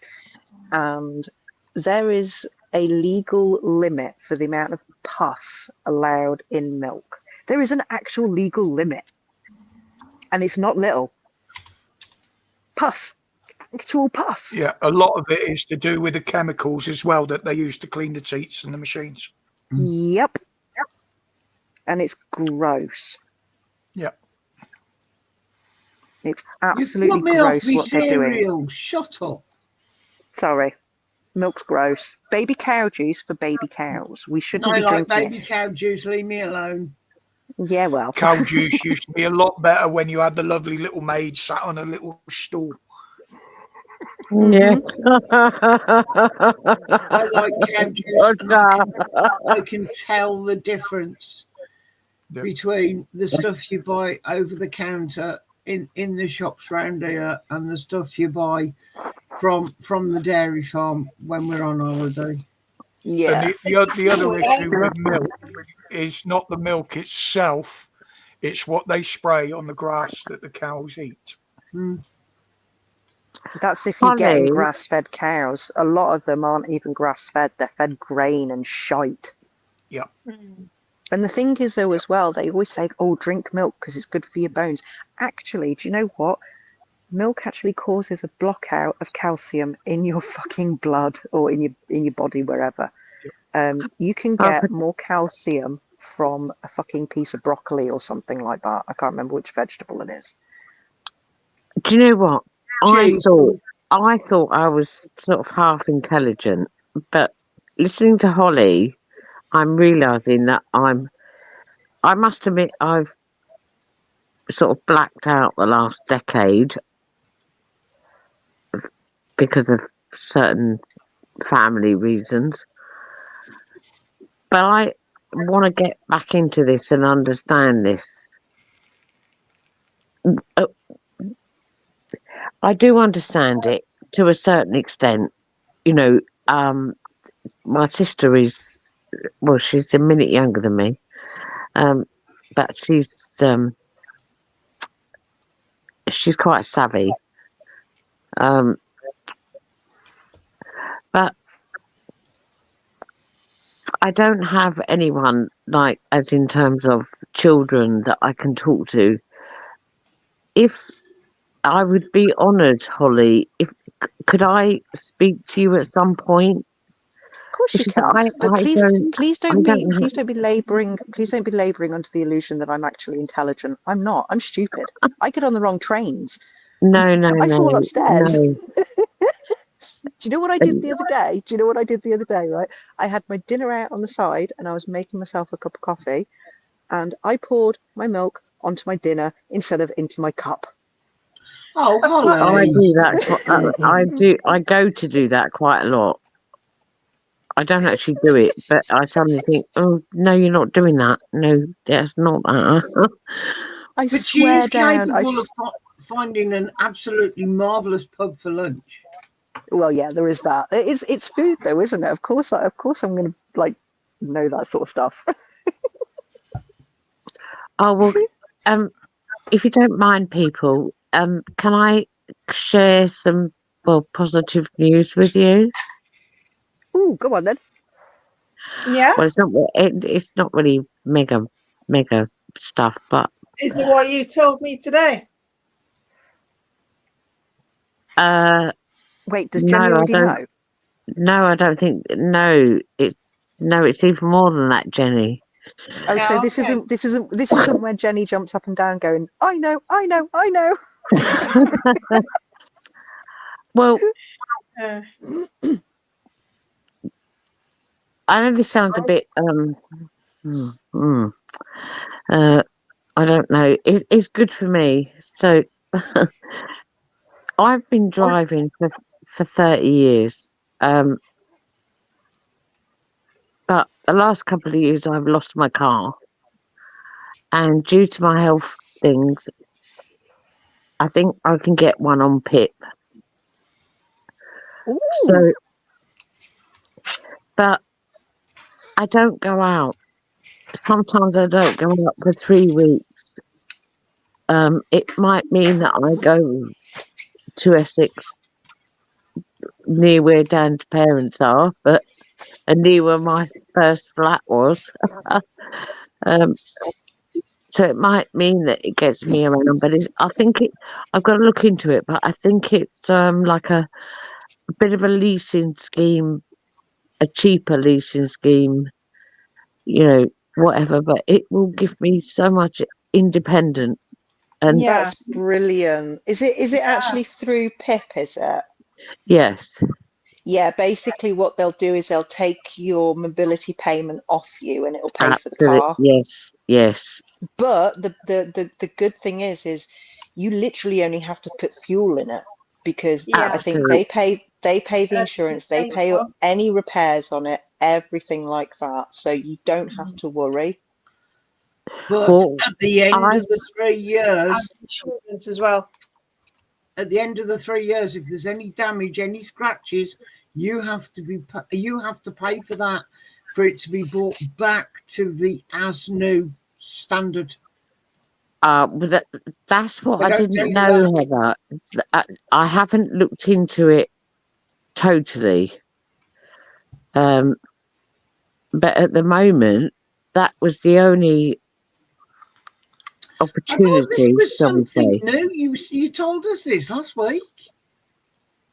No, it was Wednesday on my live.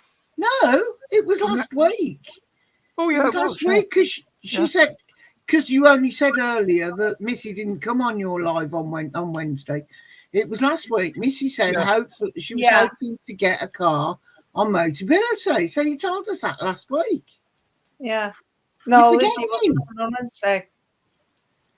I You haven't forget- really looked into it totally, so but Because you were I would, saying you'd give Stitch a lift up to the Midlands if we had a meet up in the oh, Midlands. Yeah. totally, absolutely. So this isn't new. Yes, but it should I still be thought there was more celebrated. good news. Well, I'm still. It's still good news. I didn't Yeah. hear it. I don't know why. I don't know why I didn't hear it. But I didn't hear it when you said it. So yay! Well, it's the best I can do at the moment, you know. So No, that's wonderful. I don't, you know, I don't. It'll probably be in the new year. I've been speaking to Ellen. I've been speaking to Stitch, and you know, I'm more than happy to pick her up, and we'll come and gate crash you guys. And we'll pick Jenny up on the way as well. What? We'll It's pick. the wrong way. Yeah, Well, totally. Look, I've been driving for 30 years, right? If I get back in a And you car, I'll still go don't know everywhere. your way around Wales and England. Yeah, that's about right. I'm like that though. Driving, I absolutely love driving. I'm not at the moment. My car's dead on my drive at the moment. But yeah, I will drive here, there, and everywhere. I love it. Yeah, we're gonna do zigzagging. We'll drag Jenny up, whether she's ready or not. We'll drag her in the car, and we're gonna come up. Sorry, love. Give me plenty of notice. No, we just drag you from the house. You have to know when give you I'm in notice. They'll have to give you notice, Jen, because they don't know where you live. Obviously, but we'll pick up. I'll pick up anyone on the way, and then we're gonna just land on Heather's doorstep. It certainly wouldn't be on the way picking Jen up. Well, I don't care. I've been treble driving your for 30 years. I don't care. You could turn up on our doorstep. We're out. Well, I'll just claim squatters' rights then. Okay. It'd be like Halloween. Shut the curtains, turn all the lights off. Yeah. Go over Donna's. Don't say that. I might be bearing gifts, you know. Well, I did that one Christmas, and it was with my little GTI. I had loads, because I was right down in Cornwall. I had loads and loads of people complain that they hadn't seen me for years. So I set out one night. I had a bag of weed. I had a whole crate of go juice. And I literally drove from Cornwall all the way along the south coast, stopping off, seeing people I knew there, right round Essex, all the way round the outside of London, back across the Midlands, up north at one side, back down the west coast, and back down to Cornwall. And I did it all in under 24 hours. Bloody hell, Roger. I was knocking on people's doors at 3-4 o'clock in the morning. Come on, you wanted to fucking see me? I'm here now. Come on, get up. Do you know, that's what I'm like. I got, I was living in Cornwall I was working in Cornwall, living in Cornwall, and I just suddenly got this idea that I wanted to go and see my mum and dad in Essex. So I got as far as, I think, Somerset, and something went wrong with the engine. And so I had to get that fixed. But I was due back at work on Monday, and but I got to Essex, and you know, I just love driving. I just miss driving. It's cost me my independence. You know, I'm not mega rich that I can just go and buy a car. Well, it's not buying the car now; it's putting the petrol in it that's the expensive part. Well, exactly. I don't know what's going to happen, but my Well, God, give it's certainly different to what Motability a it was ring. years ago. You can give Motability a ring and they'll tell you how much it'll cost you to get a mobility vehicle with your PIP. Oh yes, it's going to be about £75 a week for the basic vehicle. I mean, obviously, I'm not going to go mega, because even the most expensive ones that they've got are not the most high spec. So I know it sounds a bit funny, like beggars can't be choosers, but there are some that you don't have to put money up front. Mm-hmm. Well, I don't Yeah. have the money to put up front, so I'll just go for a box of Astra or something, you know, something. Yeah, just something that's going to Yeah, get you mobile. absolutely, I'll Holly. give you one tip: if you're buying a Ford, don't buy one with the EcoBoost engine. I'm not going electric. I don't want an No, it's not electric car. electric. Oh, The EcoBoost isn't electric. They are one of the worst engines that Ford ever built, and they've had nothing but trouble with them. Before okay. you get into a contract with anybody, send Roger the details of the car you're interested in on Facebook Messenger thing. Send him the details. He'll tell you what the issues are with that car and what the Oh, problems okay. are. Thank you, because I don't have anyone else to ask. But if you turn around and say, I'm thinking of getting the ABC car, he'll tell you whether it's okay or it's a bag of rubbish, or whether he doesn't know anything about it. I'll pay you for your knowledge, Roger. No, I don't expect to get paid for stuff like that. But if you get an EcoBoost, I will charge you to rebuild the engine every year. Well, you've already lost me already, Roger. certain cars, they went EcoBoost. It's supposed to be more ecologically friendly. The problem is that the engines keep having issues because they were designed to be petrol and run as petrol, not as an EcoBoost. So you can end up with issues. That's not the technical. That's layman's shit speak, and I probably got it all wrong for those that know about their car. But for want of better explanation, that'll do.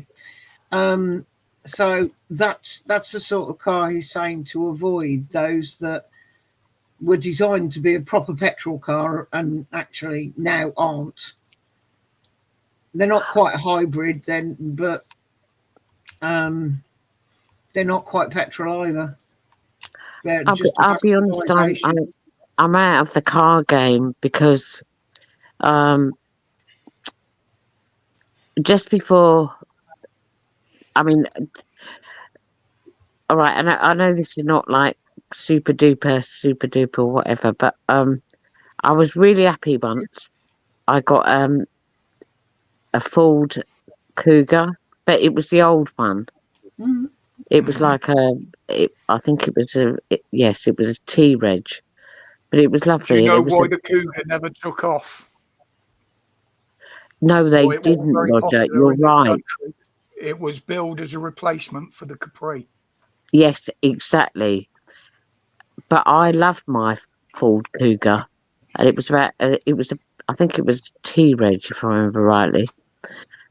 But I looked unfortunately, at the V6 many years ago, and then I realised that you couldn't buy a body kit for it in this country, so I didn't buy it.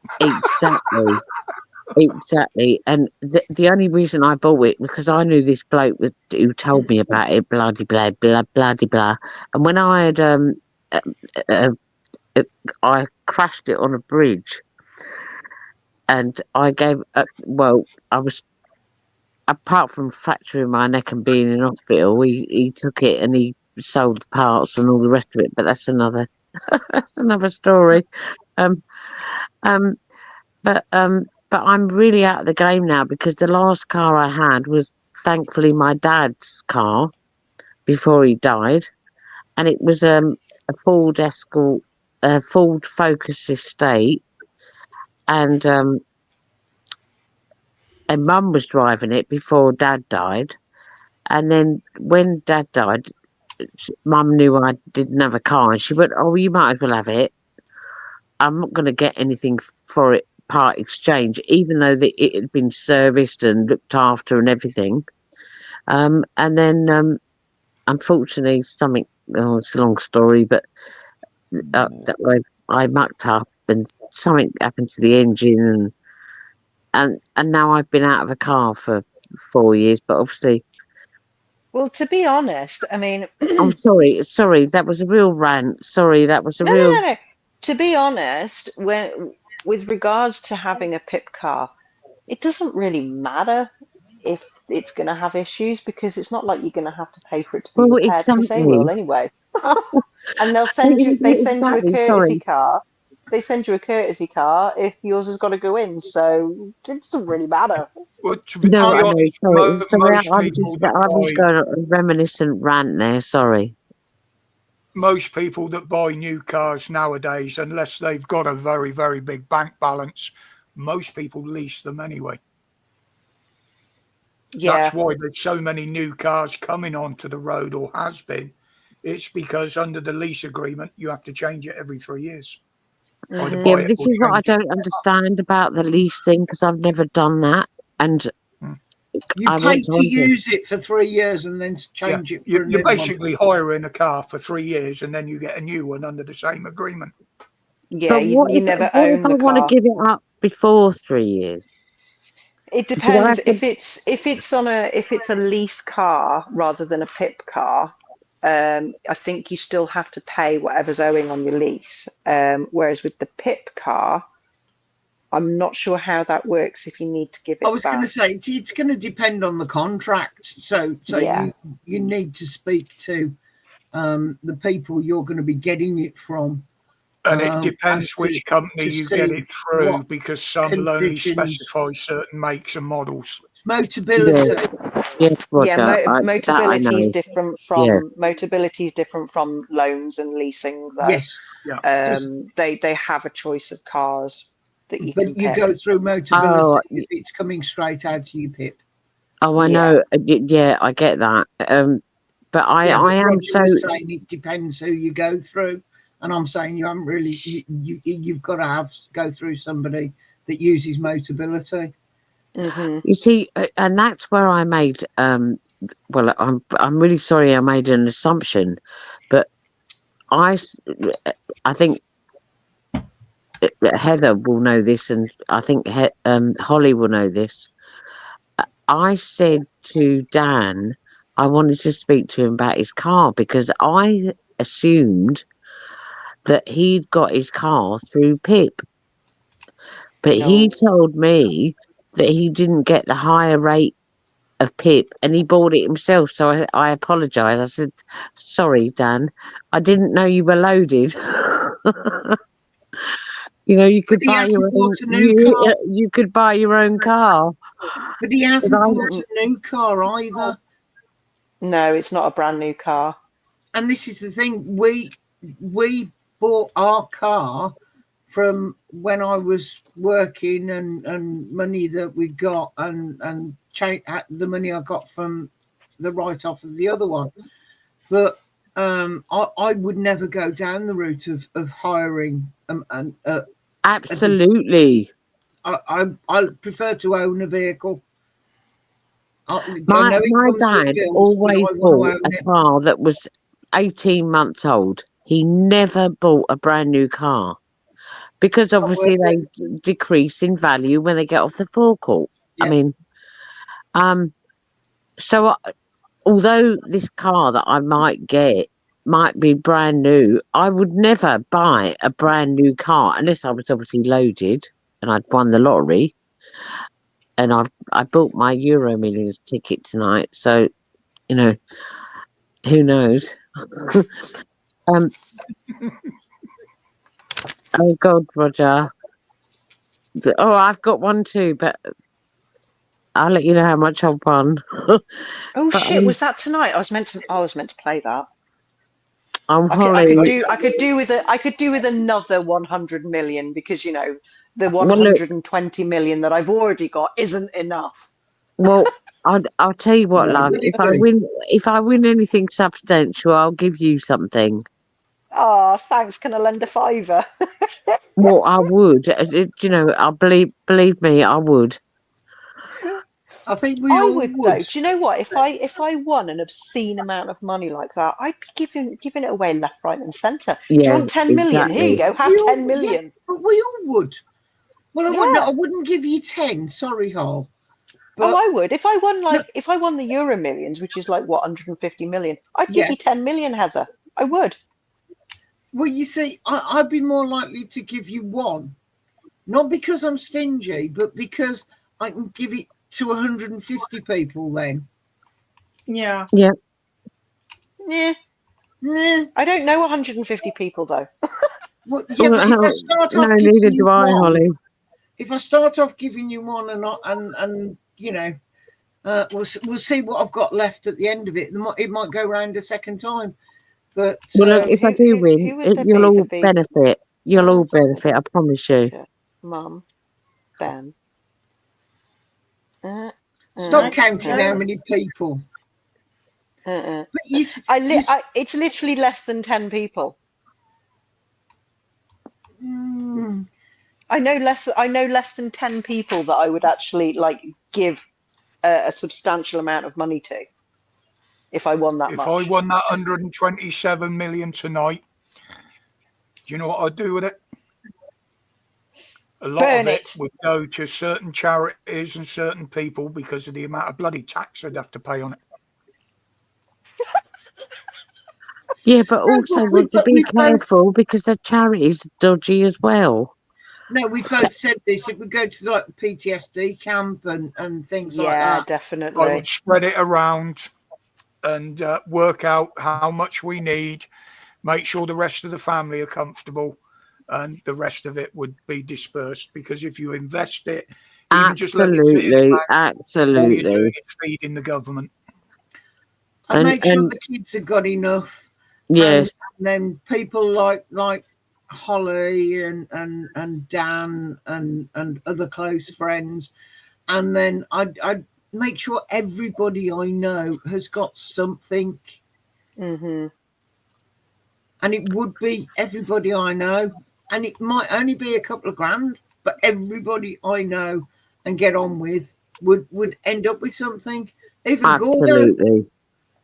Gordo, don't even know him really, but yeah, we'd have some for Gordo. And definitely Palms. I've known Palms since he was a kid.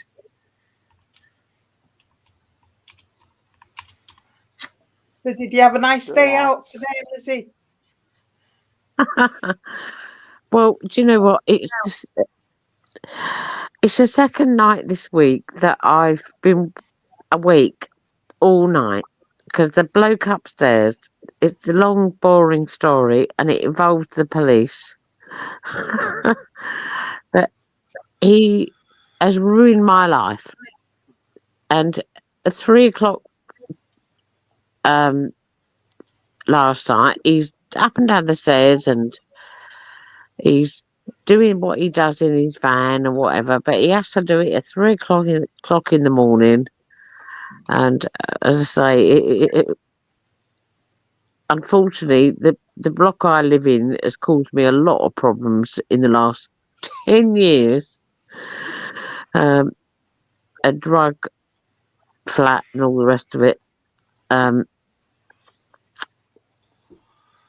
police involvement. Don't get me wrong. I mean, it's done my head in. But twice this week, I've got up and I've gone out and I had to go to the hospital on Wednesday, as I had to have a chest X-ray and a routine blood test, and I went out today to get some meat from the butcher's because I was a bit concerned. Well, I'm a bit concerned about the farmer thing and what it might, is there going to be a problem with the supply chain? So I thought, well, at least I'll stock up on a few, some nice meat.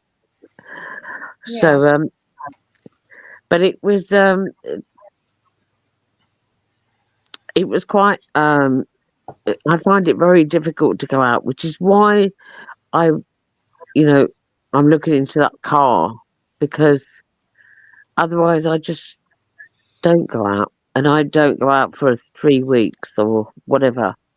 And there is a car that there are cars that you don't have to put a down payment on, and also you can have a named driver. So my sister can't drive. She can only drive manual. Sorry, she can't. She can only drive automatic. So I can do both. But I thought it might be beneficial, because if something happened to me, at least she can come down here and drive the car. I mean, what you're talking about there, sorry to interrupt, what you're talking about there about having a named driver on it is, if I was disabled and I can't drive, I can have the mobility car and have Roger as the driver. Yes. And that's what they mean, because I can't drive. But because you can have somebody else on it who, even if you drive, they can drive it as well. Oh, you can have other people on there as well. They can, the stipulations are they can use the car. You don't have to be in the car at the same time, but the stipulation is they technically have to be doing something for you. So yeah. Say for example, you bought something from, I don't know, bloody Scotland, and your sister whoever it was, she could drive all the way to Scotland to pick that thing up for you, no problem, because it's for you. If that makes sense. But you can't lend her the car for her to go on holiday. No. I'm not. How can I say this politely? I'm not taking them. I don't have. Oh, sorry. I don't have friends. I don't have a husband. I don't have. The only reason I want to put her on there is because if something happens to me, she can. I know if you want to put her on there, put her on there. It's just like having a named driver. If what you're talking about, I don't want to think driver on the insurance. There was something I read that they had to be local, but obviously she's in another county. But I'm not taking the Mickey. Sorry.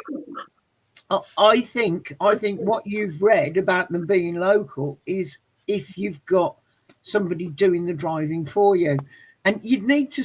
The best thing for you to do is get in touch with somebody that's got the sort of car that you're interested in, and talk to them and find out about it.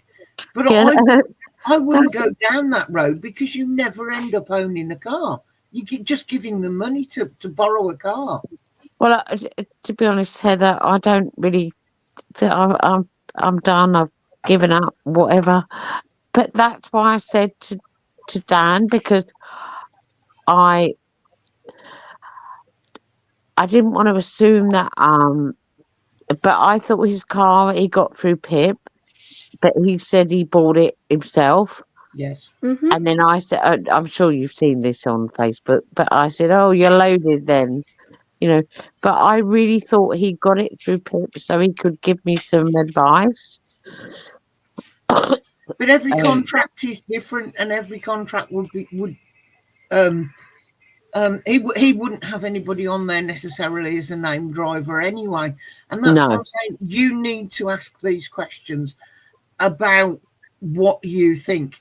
But if anything happened to you, having your sister there to be able to drive you around is absolutely great. Yes, fine.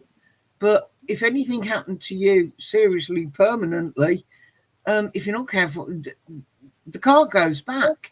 If you get into some other purchase agreement where the car is yours at the end of 3, 4, 5 years, you've got a car that you can pass to your sister if anything happens to you. Yeah, but I'm not worried about that, Heather. Right? If I can afford the car for however length of time, and you know, I've been driving for 30 years. I've been able to have cars. They're not all been super duper, you know, wonderful. But so if I lost this car, it wouldn't. I've already it. I've actually. Has Pip offered you, told you about Motability? Have they told you you can get it? Yes, I know that I can get it because I get the higher rate. So phone them up, phone Motability up, give them your details. I've had a Motability car. Phone them up, tell them your details, and Yeah, from there. I'm trying to do that. Unfortunately, oh God, I have to prove who I am, and I'm trying to. Well, that's easy enough. Not for an inquiry. No, the problem is I've got to find my adoption certificate. Well, how did you get Pip without proving who you were? You must have proved who you were to get Pip in the first place. Yeah. Yeah, I did, Roger, but the problem is that I don't drive. It was my late husband who was my carer. He was the driver. He was the allocated driver, and you know. Yeah, I've got the paperwork, Roger, but I've put it somewhere like safe, and I can't remember where I put it. Oh, I love those safe places. I do that a lot with so many things. I've got some of those, but I will put that in a safe place. Yeah, it's never going to be found again. But if at the moment you're only asking about it, you don't need to prove who you are to ask about it. And you have to I know. There's 100 quid in another room in my house that when I sadly got rid of my dad's car and I got 100 quid for it, I put it in a safe place and I can't find it. You'll have to go upstairs and check out your bedroom because it'll be up there somewhere. When you phone up, you tell them who you are. You have to tell them your details, you know, as proof of identity. They'll have all your things there. So you can ask them about it then. Well, I didn't even know that my driving license was expired. I mean, I've been driving for 30 years. Yeah, it won't have expired. You just need to renew it. Yeah, I know. I think it's like every 10 years or something. Well, I found that out, and that's where I've got the problem because I've got the photos, but I found the adoption certificate, but now I can't remember where I put it because I've got to prove who I am. Well, I have an even bigger problem because the only thing I have got is my driving license. I don't have any utility bills because they all come in Heather's name. All I've got is a driving license and an out-of-date passport. Yes, ditto, Roger. An out-of-date passport and an adoption certificate that I can't find. I know that you used to be able to use an out-of-date passport. You can always apply for a copy of that. The problem Roger's I have got, used it in the past. I used it when I signed on originally. the problem Roger's got is when it comes to like hiring a van or a car or anything like that. What are you playing with, Holly? Oh, are you talking to? Sorry, I'm putting my curtain pole back up. Click, click, click, click, click. I'm so sorry. This is literally. I'm literally just putting the last screw in. Ratchet screwdriver. Ratchet because- screwdriver. Holly, The noise. come round I'm and sort my screwing. place out, please. I'm screwing. Yeah, Roger's problem is if he we hired a car to go on holiday, and he was okay then because he got bills in his name because he was in his own place. But then he moved in here and everything's in my name, so I had to hire it and then put him on as a named driver. So it ended up costing more because I was the hirer and he was a named driver, so we could both drive. You find ways around these things, but yeah, where businesses want proof of current address, he hasn't got anything that they will accept because it's got to be a utility bill or some such, and he hasn't got one. Which, when you think about it, there's going to be so many people out there that don't have that sort of thing. Yeah. Oh, it's not unusual. He's not on his own in this. It's not unusual to be loved by anyone. Yeah. If I thought it was going to be an issue, I'd look at change, getting the broadband in his name or something like that. So he's got a bill in his name, but we've never actually got to. You pay a bit more, you get it sorted. You know what I mean? It's yeah. It is what I it is. understand that, Heather. But no, as I say, you should be able to at least talk to them about what you can and can't do and what it would cost you and everything else without actually finding your bit of paper. And then you can find your bit of paper. The worst thing is that I found my adoption certificate because I've spoken to Dan and I know he's adopted and all the rest of it. And we've had quite a few good conversations, which is not a problem, We're both happy. We're both happy with our adoptive parents. But I found my adoption certificate a couple of months ago and I can't remember where I put it. Probably the same place that I put my £100. I did that. Well, it wasn't £100, but I put my hand in my coat pocket the other day and pulled out £20. I was like, well, hey! Excellent. That's where I put it. I I keep had £1.50 in my flat in Cornwall one week and it took me a month to find it.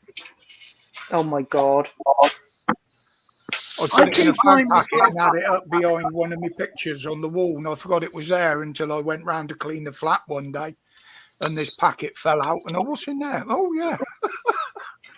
Well, hey.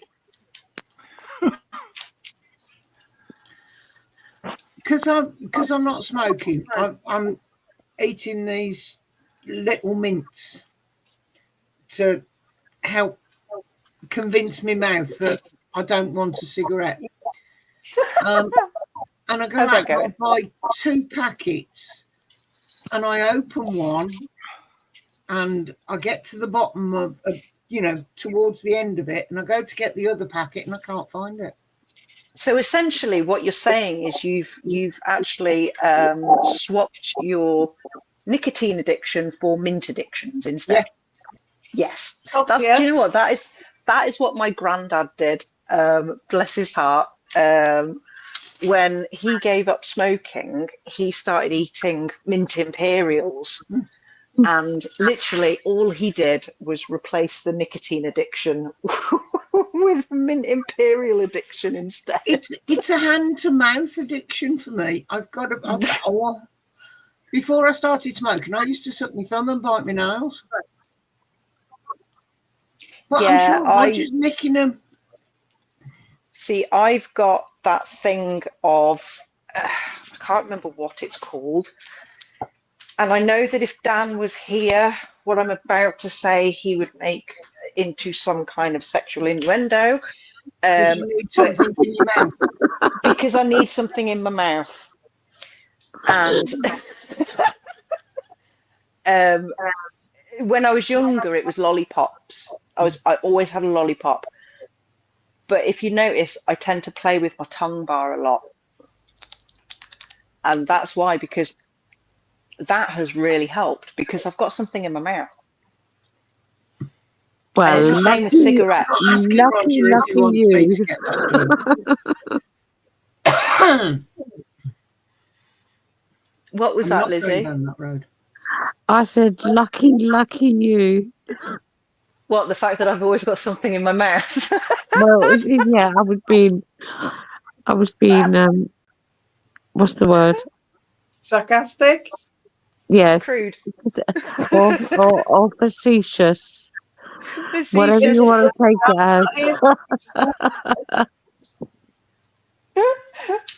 as.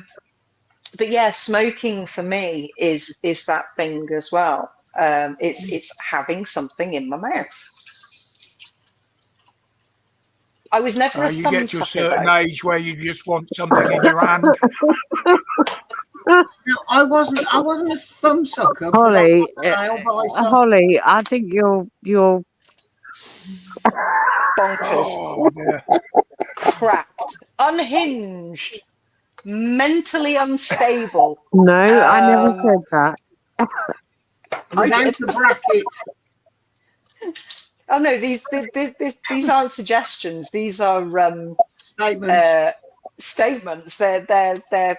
Oh, what's the word when you fess up to something?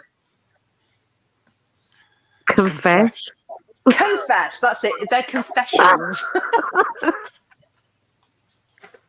I embrace my mental unhingedness. Holly, stop I it. actually confessed Holly, stop it. You've got a boyfriend. No, I haven't. That's an awkward silence. Heather's got a kind of husband, I think. And me and Jenny are on our own, so don't taunt her. On your own.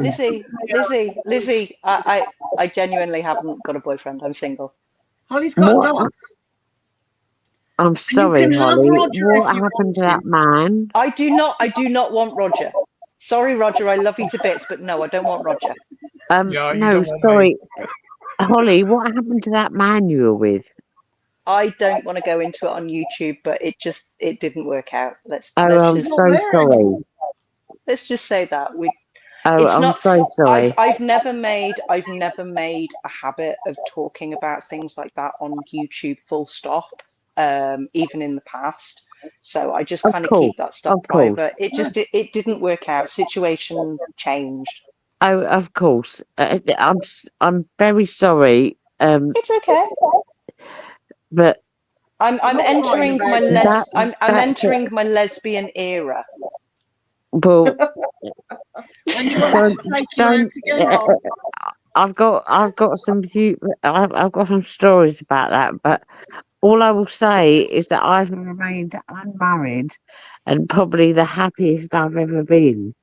But I've lived with men and well, we won't go into the lesbian bit, but not on YouTube. When are we having another date, Hol? Sorry? Talking about your relationship on off whatever, it doesn't help putting it on social media. It's something that you just shouldn't put on there because so many people use it. Roger, I would never talk about that, and also I wouldn't talk about my life. I mean, personally, I've been more happy. I've been, I've never been married. I've always done everything and gone out to work and God knows what else. And um, I wouldn't, what's the word? I wouldn't ruin Mrs. W's dream by saying something Good night, wrong. Gary. Night, Blanco. Bye, Thanks Gary. for Catch popping you in. later, Bye, mate. Gary. Have a good night. Sweet dreams. Oh, sorry. Have I said something wrong? No. No, just Gary's going. Gary's going to bed.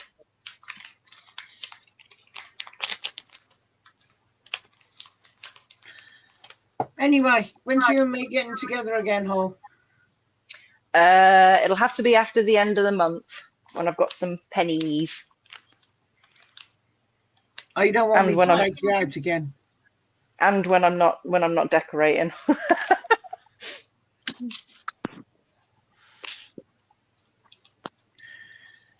You need to give me a phone call because I need updating on what's been going on. Some of the things we were talking about before. As you stood me up. Yes, You I stood know I me up did. when I came to Telford. I did. I'm so sorry. I was so poorly that day. I totally understand. I'm only I'm having a go. I don't care. And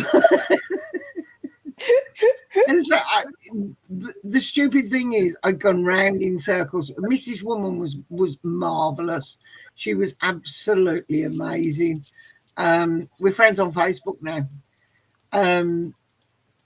That's nice.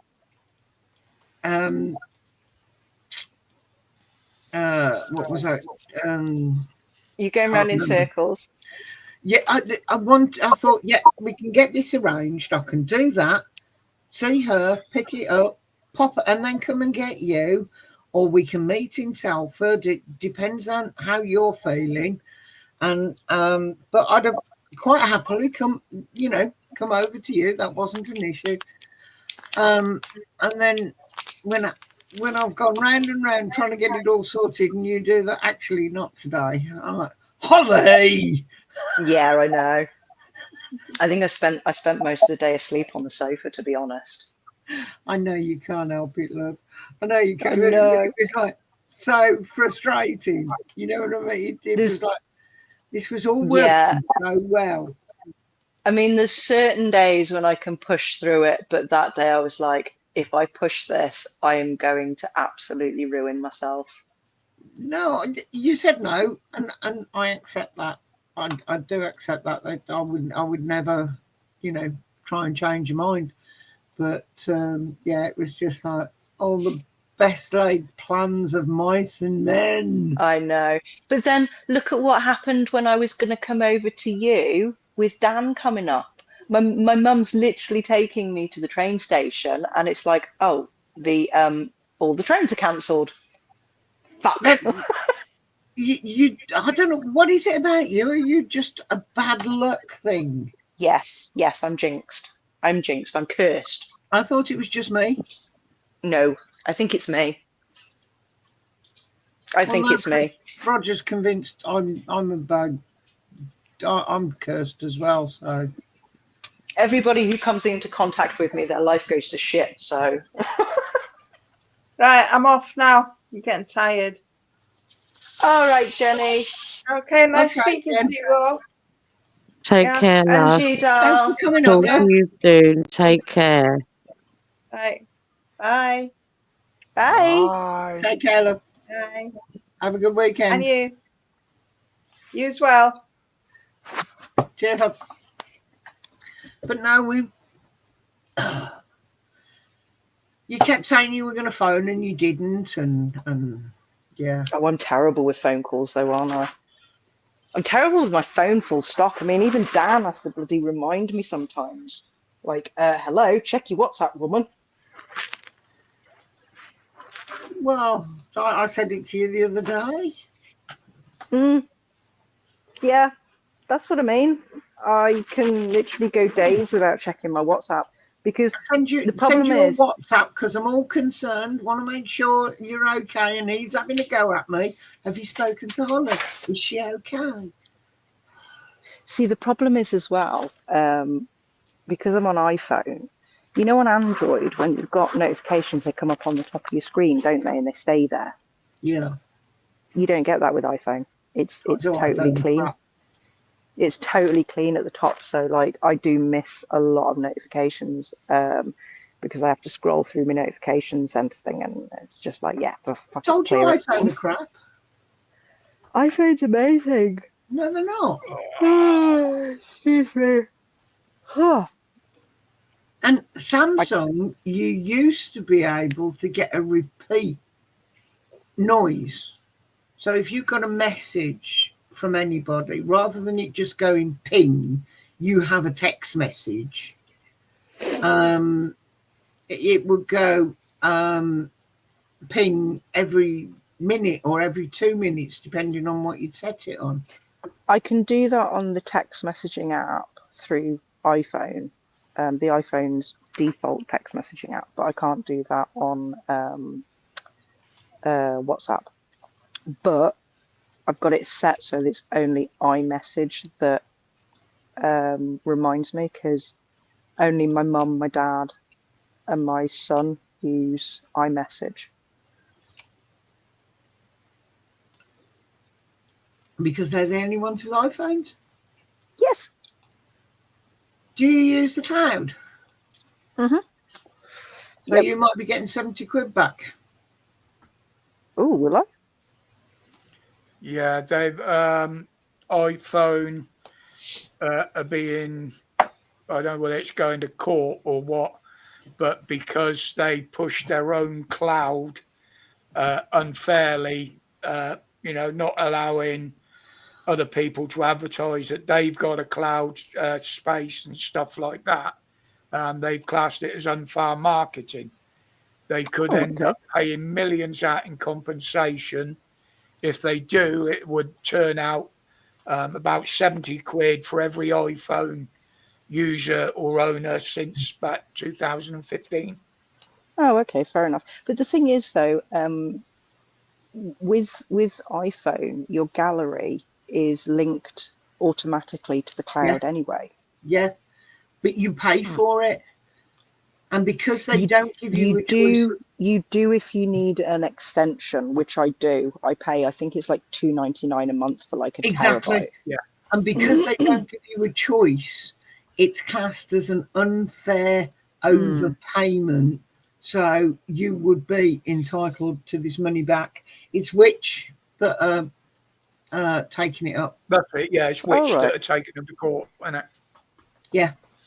It's against marketing rules and marketing laws. They favoured their own product and haven't given people fair chance to use anybody else. If they were able to go somewhere else, they would have paid less money. So they're being made to pay it all back. Good night, Gabby. Sorry I didn't actually say hello to you. I didn't actually realise you were there. Gabby. Nice to see you again, darling. Sorry, sweet. Yeah, she's been in there a while. I'm not really watching the chat, to be perfectly honest. I wasn't. And of course, I'm putting my phone down and like wandering around doing stuff as well. So, like putting curtains up. Don't yawn. Ratchet. Yeah, sorry about that. Ratchet. Well, I took them down to paint the wall, and then I was like, "Oh, I'm gonna have to put them back up because obviously it's gonna be cold." So, and then I'm gonna have to take them down again tomorrow to do the second coat. Grr. Where Lizzie gone? Where Lizzie I gone? don't know. She just dropped out. I hope we didn't offend her or anything. She does tend to do that though, and I'm never certain whether it's a case of her phone's died, because I never sort of get round to asking. because it's a week later and I forgot it happened last week. The thing is, though, it's the best exit because, you know, you don't have to worry about goodbyes and all of that. You just leave. It's brilliant. Well, yeah. But the fact that she isn't in the chat. Yeah, phone might have died.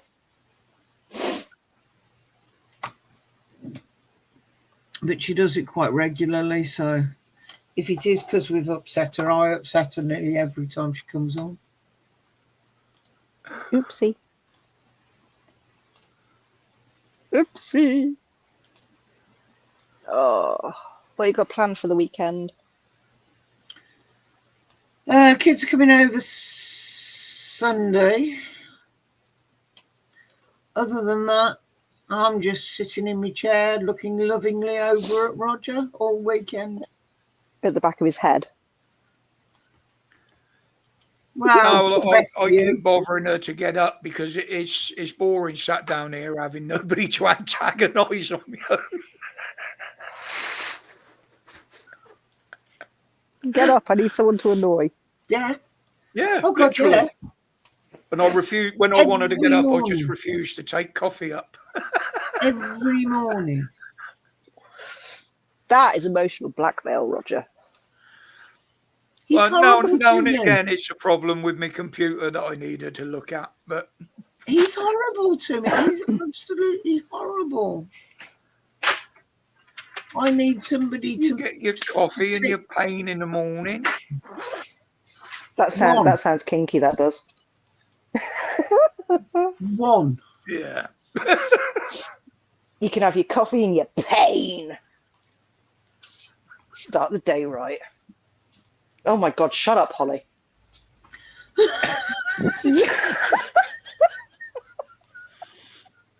Fuck's sake. What about you? What are you doing? Painting. More fucking painting. Oh my God, I'll be glad when it's done. Especially seeing as the entirety of my bedroom, apart from my bed, is now scattered between the spare room and the landing. Okay. Yeah. It's not good. Hence why I'm not on my computer. If I can get to it. But yeah, I decided that I did ask my lad. I asked him, I was like, oh, you know, when I need to move furniture, can I get you over to help me out? He's like, yeah, sure. Yeah, I did it myself. Yeah. Oops. I don't think I'm going to get that wardrobe back in my room. I might just buy another one. Why are you not going to get it back in? I don't think it's going to move again without falling apart the way I shoved it through. One of those. Yeah, it was back to being a flat pack, is it? Not Really? quite. That happened with my old wardrobe, actually. I went to move it and it just all caved in on itself. And I went, oops, I think I might need a new wardrobe. Well, But yeah, the way I shoved it and pushed it and rammed it from one room to the other, I don't think it's stable anymore. Bit like me. one of those that you should pick it up and move it, but you didn't. You just pushed. Yes. Because I couldn't pick it up. It's too big and too heavy. Well, not on your own, love. Yeah, but I was impatient. You know me. I want it doing, and I want it doing yesterday. There's a surprise. It's when I get an idea in my head and I've got the motivation to do something, which is obviously redecorating my bedroom. I'm like, gotta do it now. Well, what you could do is get Junior over at some point when it's done to help you get it back. So It's not going to go with the room though anyway, so I might just get a new one. I don't know. I'm going to try my hand at wallpapering though. Oh yeah, you've never done it before. Nope. It's easy. But I've only got to wallpaper the top half of one wall, so I can't see that I'm going to fuck it up too much. Yeah, famous last words. I knew was that gonna was say- going to happen. Half a drop is actually harder than a full drop. So I've picked the worst thing to do then as my first time. It's not that bad. It's not that difficult. But I would Depends. say half. What paper you're using as well. I don't know. I've got a couple of choices, but I haven't quite made my mind up yet. I need to go and see them like in the flesh, so to speak, because I've only looked at them online. The main thing Go with and see them, wallpapering work is out what- keep it moist. Moist. Yeah. Moist. Look, but the main thing molecules. the main thing is you match. Never mind your molecules and your moist. It's about the match. Match. It doesn't have the same ring. No. No, but The biggest problem people have is what they call the distance in the print match, yes. Mm-hmm. because then you can cut it wrong every time, and if you cut it as you go, you can get it right. But if you cut all your lengths to start with, you could end up with matching problems. People cut it before they start. Are they mad? Even I know not to do that. You can do if your matching point is only like a few inches. Oh God. Nah, I think I'll just do it as I go. A trick my dad told me, and it can save you an awful lot in wallpaper depending on how many lengths. If you've only got the one roll, then you can't do it. But if you're doing 2 rolls, it can, and you've got a reasonable drop, you can, which is the distance between that match and that match. If you use 2 rolls and alternate, it's easier sometimes to you can end up using less wallpaper. Don't they have to have the same batch codes as well? Yes. Like 2 rolls? Yeah. Yeah. Yes. Yeah, because you will find, and you'll probably be able to see it when you go looking. If you've got two different batch codes, the colours will be different. Mm-hmm. Yeah. So you end up with a line between the rolls. So you definitely can't alternate on that. But we did that with we were doing Eleanor's bedroom, and we cut it wrong, so I had to go out and buy another roll of wallpaper, because where it was just about going to be enough, we cut the wrong drop out of the wrong roll. We were alternating, and we cut the wrong drop out of the wrong roll. And so that piece just did not match. It was so I had to go and buy a whole roll just for one half a wall drop. Oh no.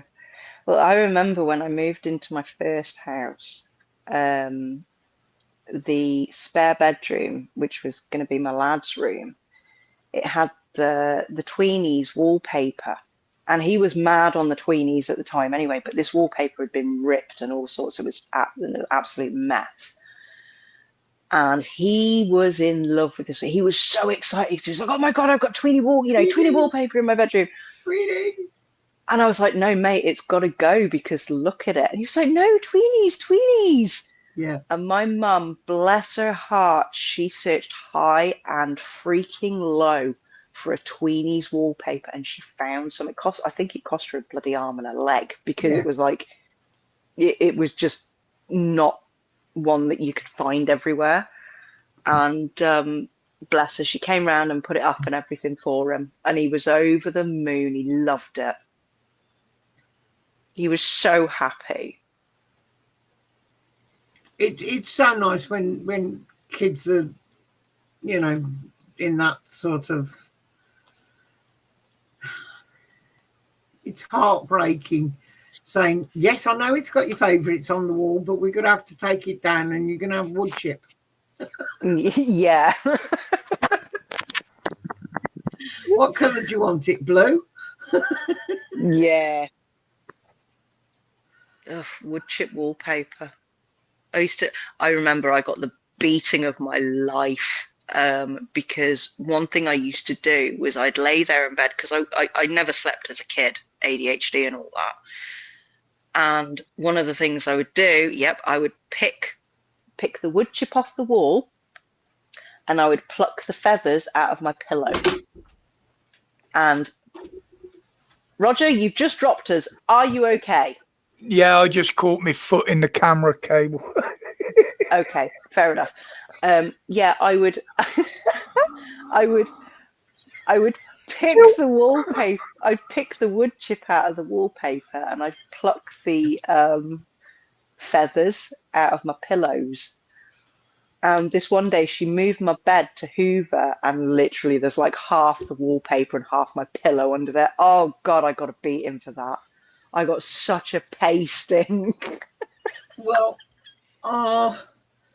the last lot of kittens started destroying the hall. Mm-hmm.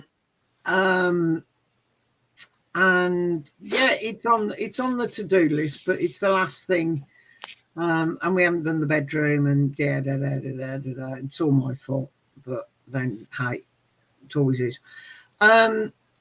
But the kids come round, and Oscar sits himself on the stairs with his phone or his Switch or whatever, and it's so tempting. The little half curls where it's still hanging off, and it'll peel, and you go out and it's all over the stairs, and like, who was out there on the stairs? Well, I know it wasn't me.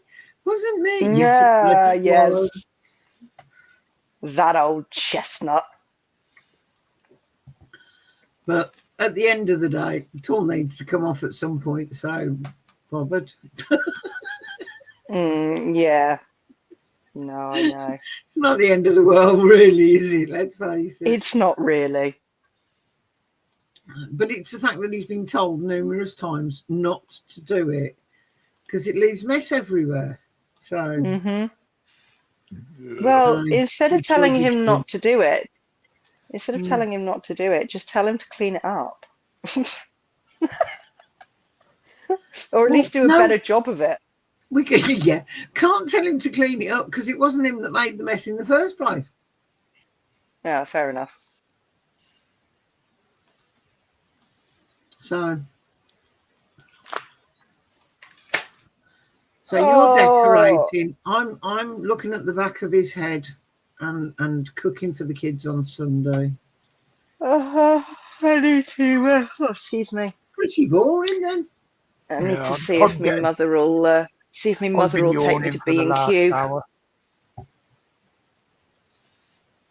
Sorry, say if your mother will what? Take me to B&Q. Which is only by Tesco's and the Range, so it's not far away. I know where they are. I know you do. Actually, I do need to go. I need to go to the Range actually because my favourite autistic dish has got a crack in it, and I'm scared shitless it's going to like break apart on me one day. So I need to go and get another one because it's not a plate and it's not a bowl. It's halfway in between, and I love it. All my food, all my dinners have to be in this dish, and I have an autistic fork, an autistic knife as well. Oh my word! No, seriously. It was like when my lad came round for tea at the end of September.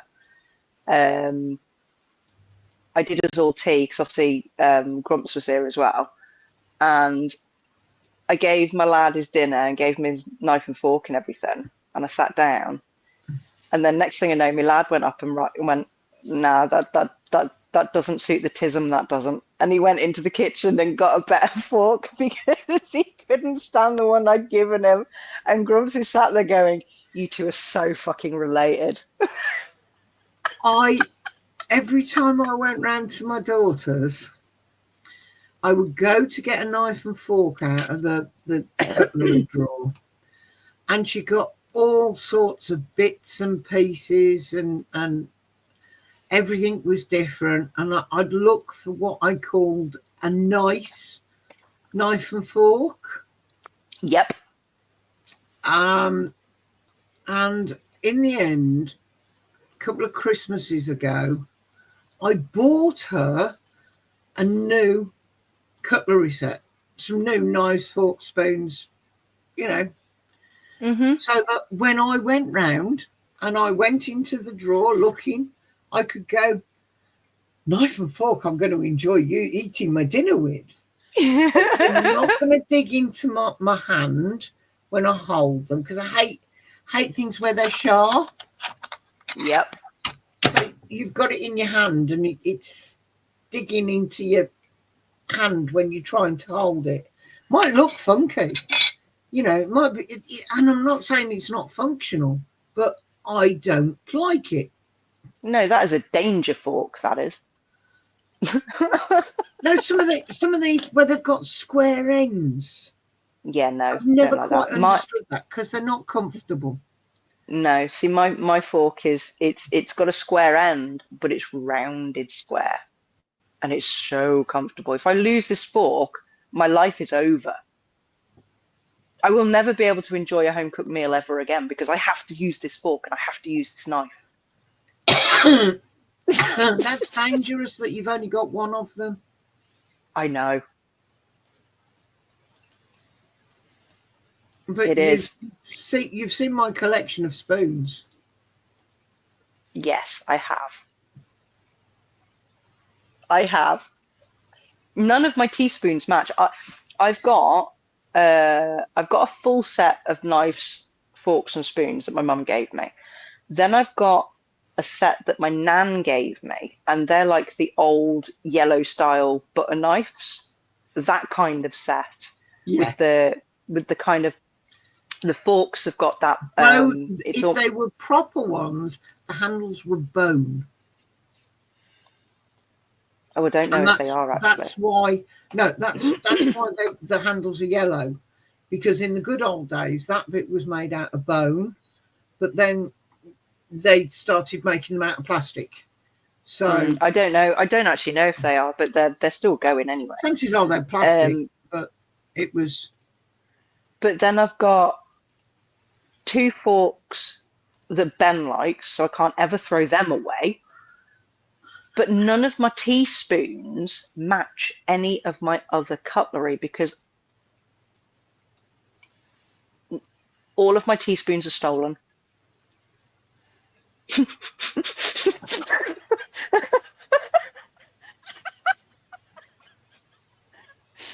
You know, like when you're in a cafe and you go, that's a really nice spoon. It ends up in my bin, ends up in my bag.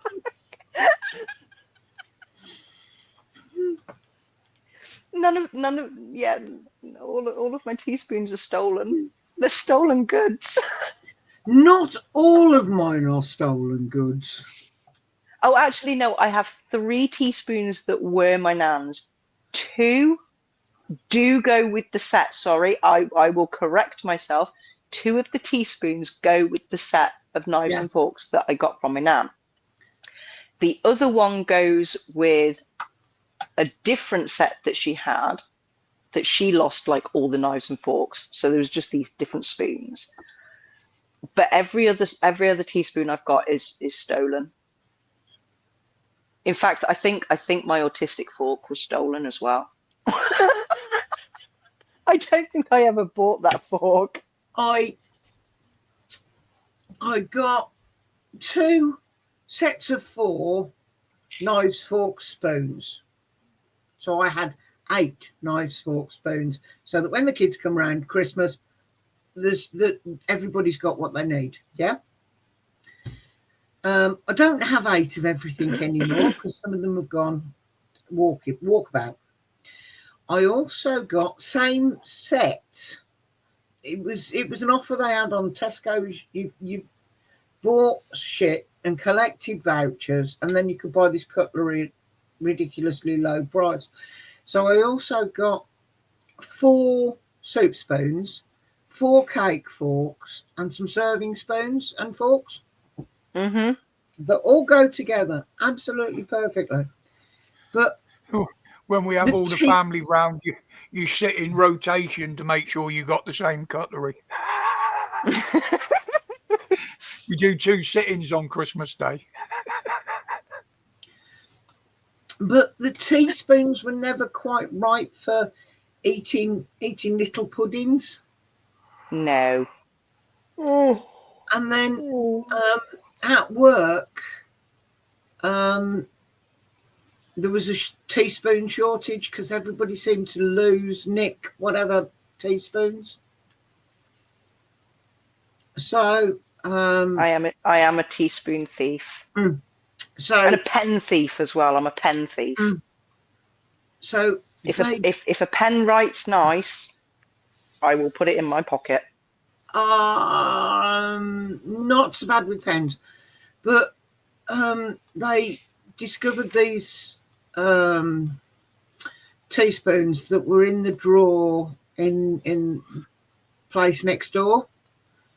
That he was looking after and looking to buy. I don't know whether he ever did. And they turned up at where I was working in the cutlery drawer to make up for the lack of teaspoons that had been nicked and gone missing. But they were really nice. They were a nice feel to them, a nice weight. They were absolutely beautiful. There was about 4 of them, so I nicked them.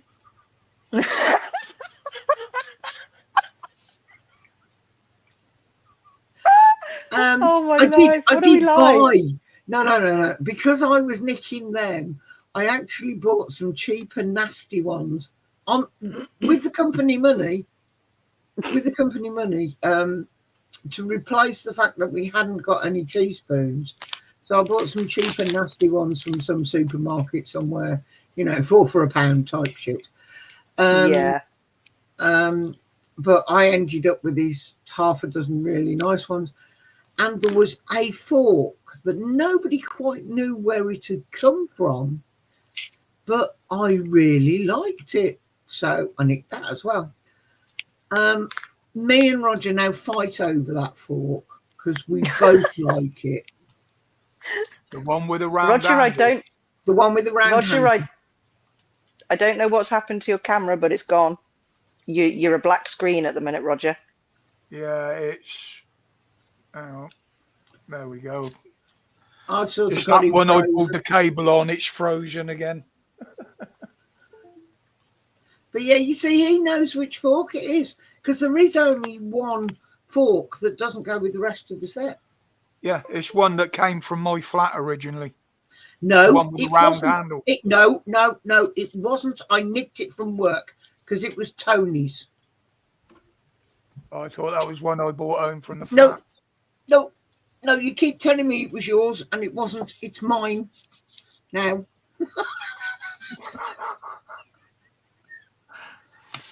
What did you say? It's got a round handle on it. Yeah. I'm gonna nick that next time I'm round. Oh no! And watch you squabble. No, if that disappears, I know where it's gone. I'll come and nick your autistic knife and fork.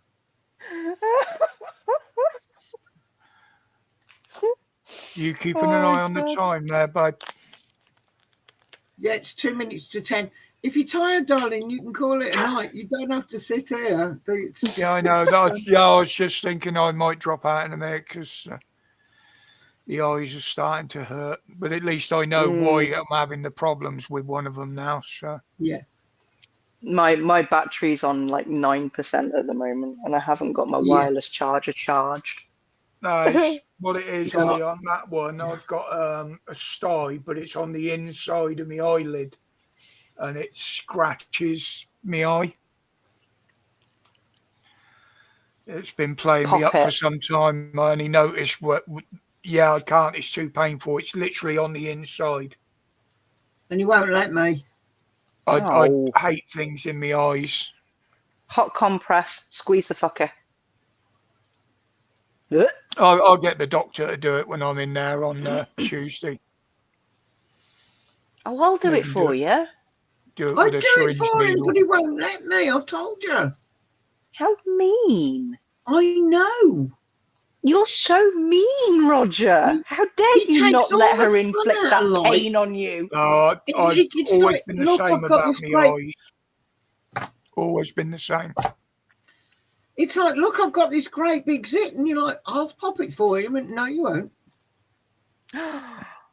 That is a Mrs.'s prerogative. That is to squeeze your spots.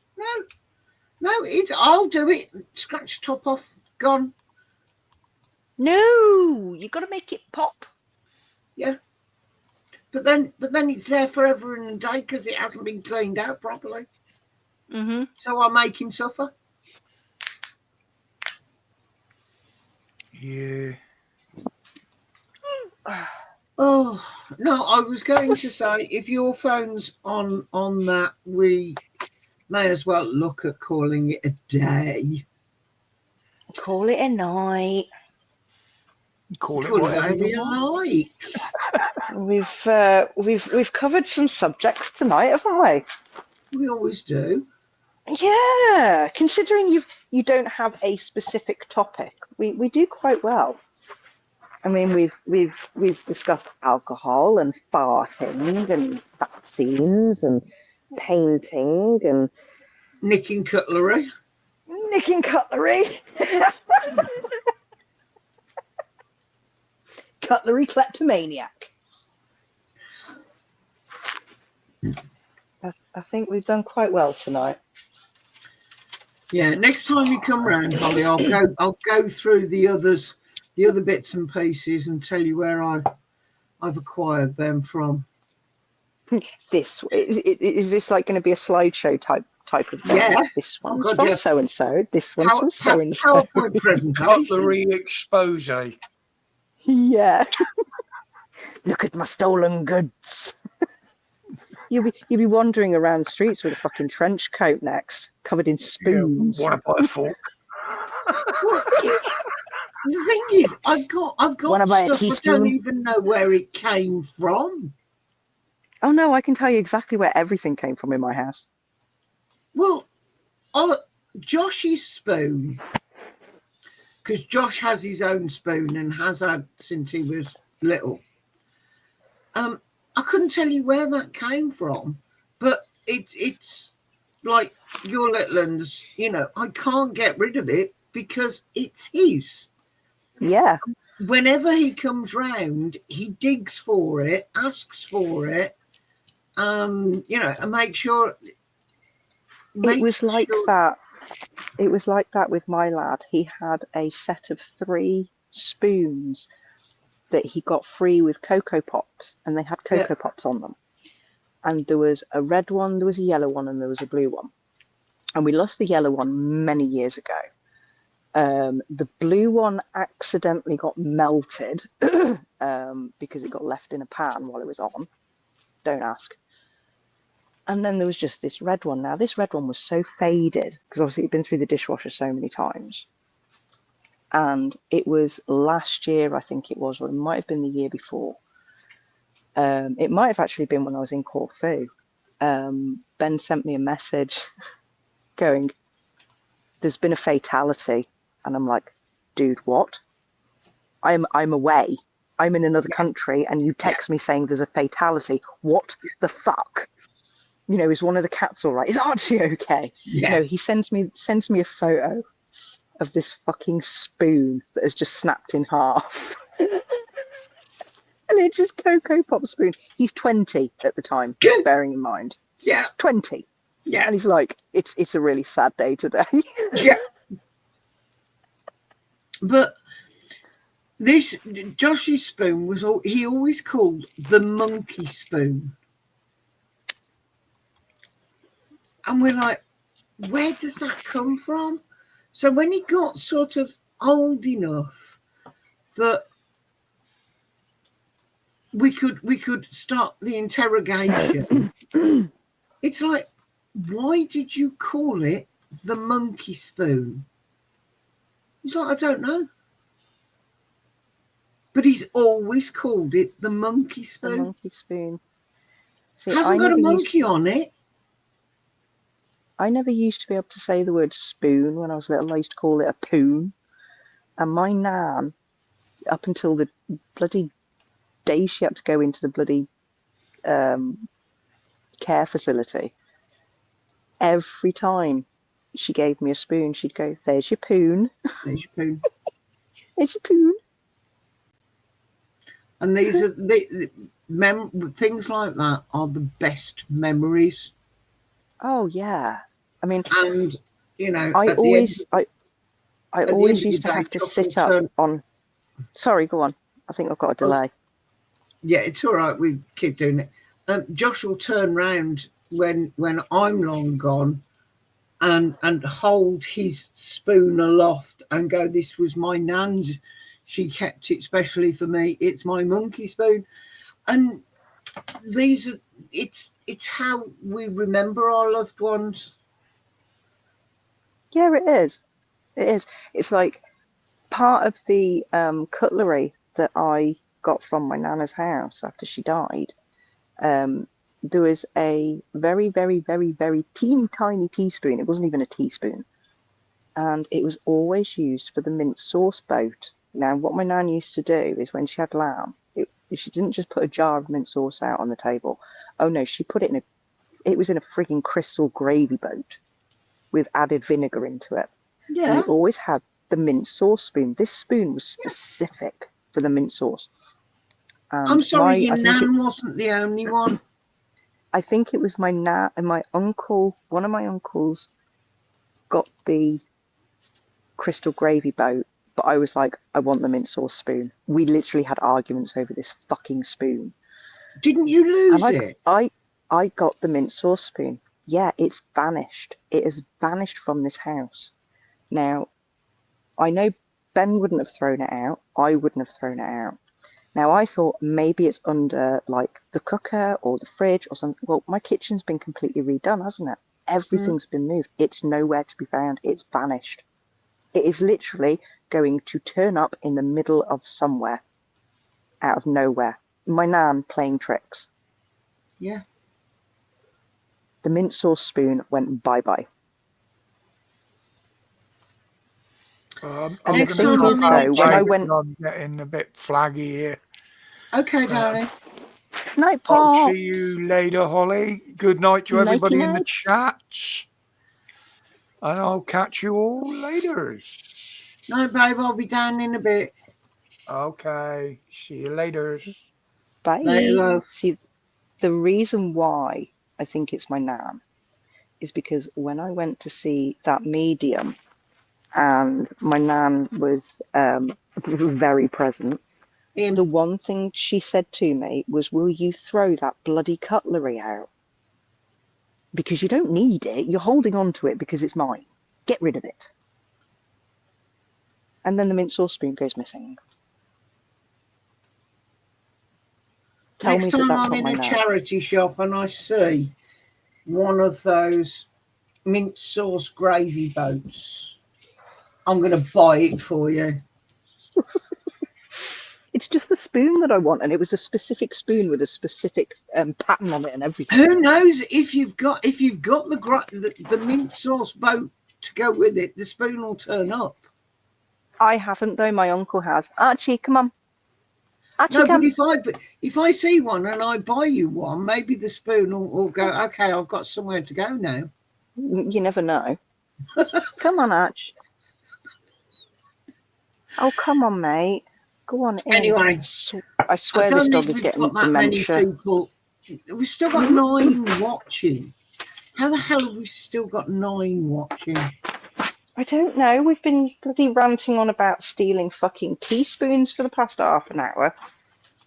Yeah, but how many people do you reckon out of those 9 are actually sitting there going, do you know I've done that?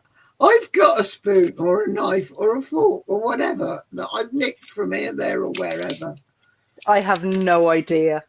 What do you reckon the percentage is? Because I guarantee that there's people in the chat that are just lurking to sort of try and steal like information. You know, like stalkers. Yeah. Those sorts of people. Oh look, she said this, she said that. Yeah, fuck off. Whatever. I think there's nothing better than kleptomania. No, there isn't. It's Teaspoons and pens.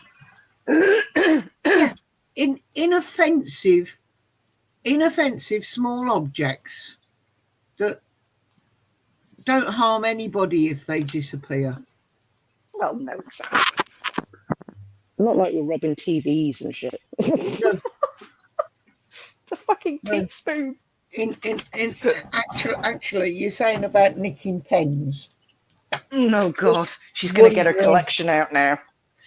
I thought those were quite useful. Ooh. I've got some of them somewhere, but they've got Harry Potter all over them, so I don't use them. Those were in a drawer somewhere where I sat.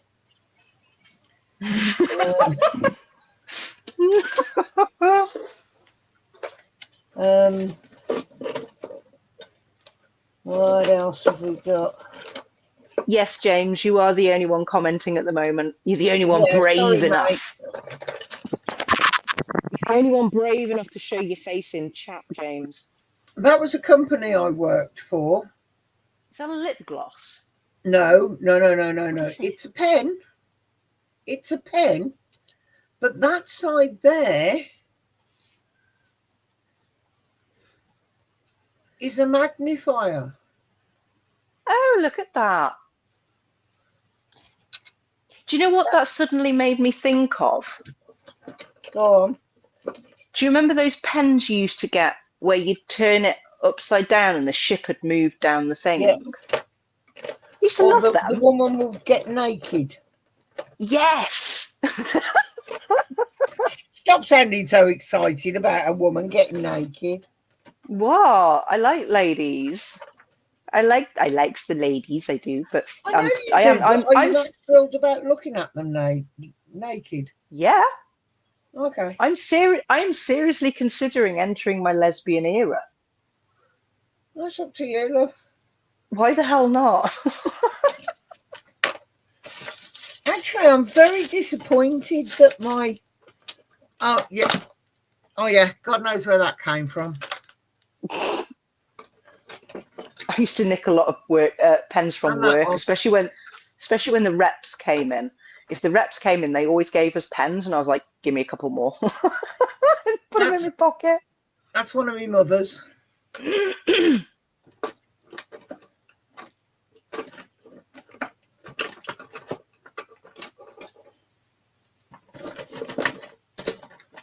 Yeah, actually, there's not that many in my drawer. But that's mine. How many rulers do you need? That's mine. That's my ruler. Mm-hmm. Those have been acquired. Acquired in air quotes. Do you know what? That is something I do not own. I do not own a ruler. I own tape measures, but I don't own a ruler. I'm probably going to need to get one. Do you want that one? Or that one? Want to buy a ruler? No.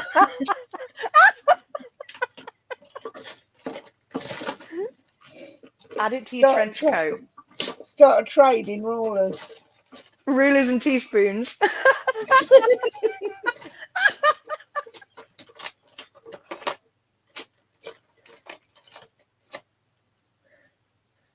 In my pen useful drawer, I have a crochet hook and a pair of tweezers.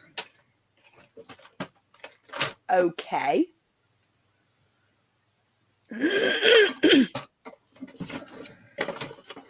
I have all my pens in one jar. Oh no, I have a... Oh God.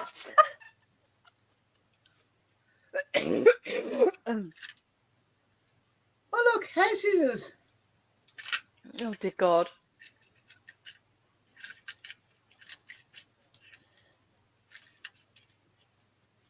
And you know I can't find my personalised best pen.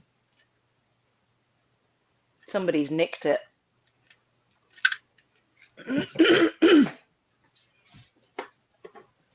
Some fuckers half-inched it. Or it might be in there. I've got pens everywhere. Pen lady. But when I left the one place, I was given one that was engraved. Yeah, Vestalock H. And that one seems to have disappeared. So you've put it somewhere safe. Hopefully. But, oh, Karen's back. Hi, Karen. You've missed all the talk about stealing teaspoons.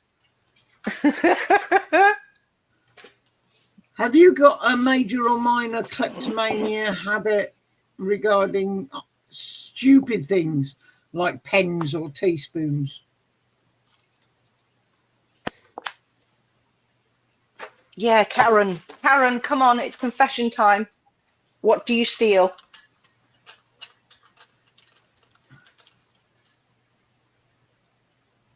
Oh, there was also a point in time where none of the glasses in my house were actually bought. They'd all been robbed from pubs. I went through a phase of that. I think everybody does. They just start taking glasses home. Oh God, that's disappeared to the back of the cupboard. Karen's a good girl. Karen doesn't steal stuff. Lies. You lie like a cheap rug. Lies. I don't know how I'm going to get that out of there. Bugger. My vape's at the back of the cupboard. I'm going to have to get down on hands and knees to get it. Nah, you don't need it. You don't need it. It's a sign. That is a sign. Leave it there. I don't have a if choice. There was a sign. If there was ever a sign to not vape, that is it. Oh dear. The gods have spoken.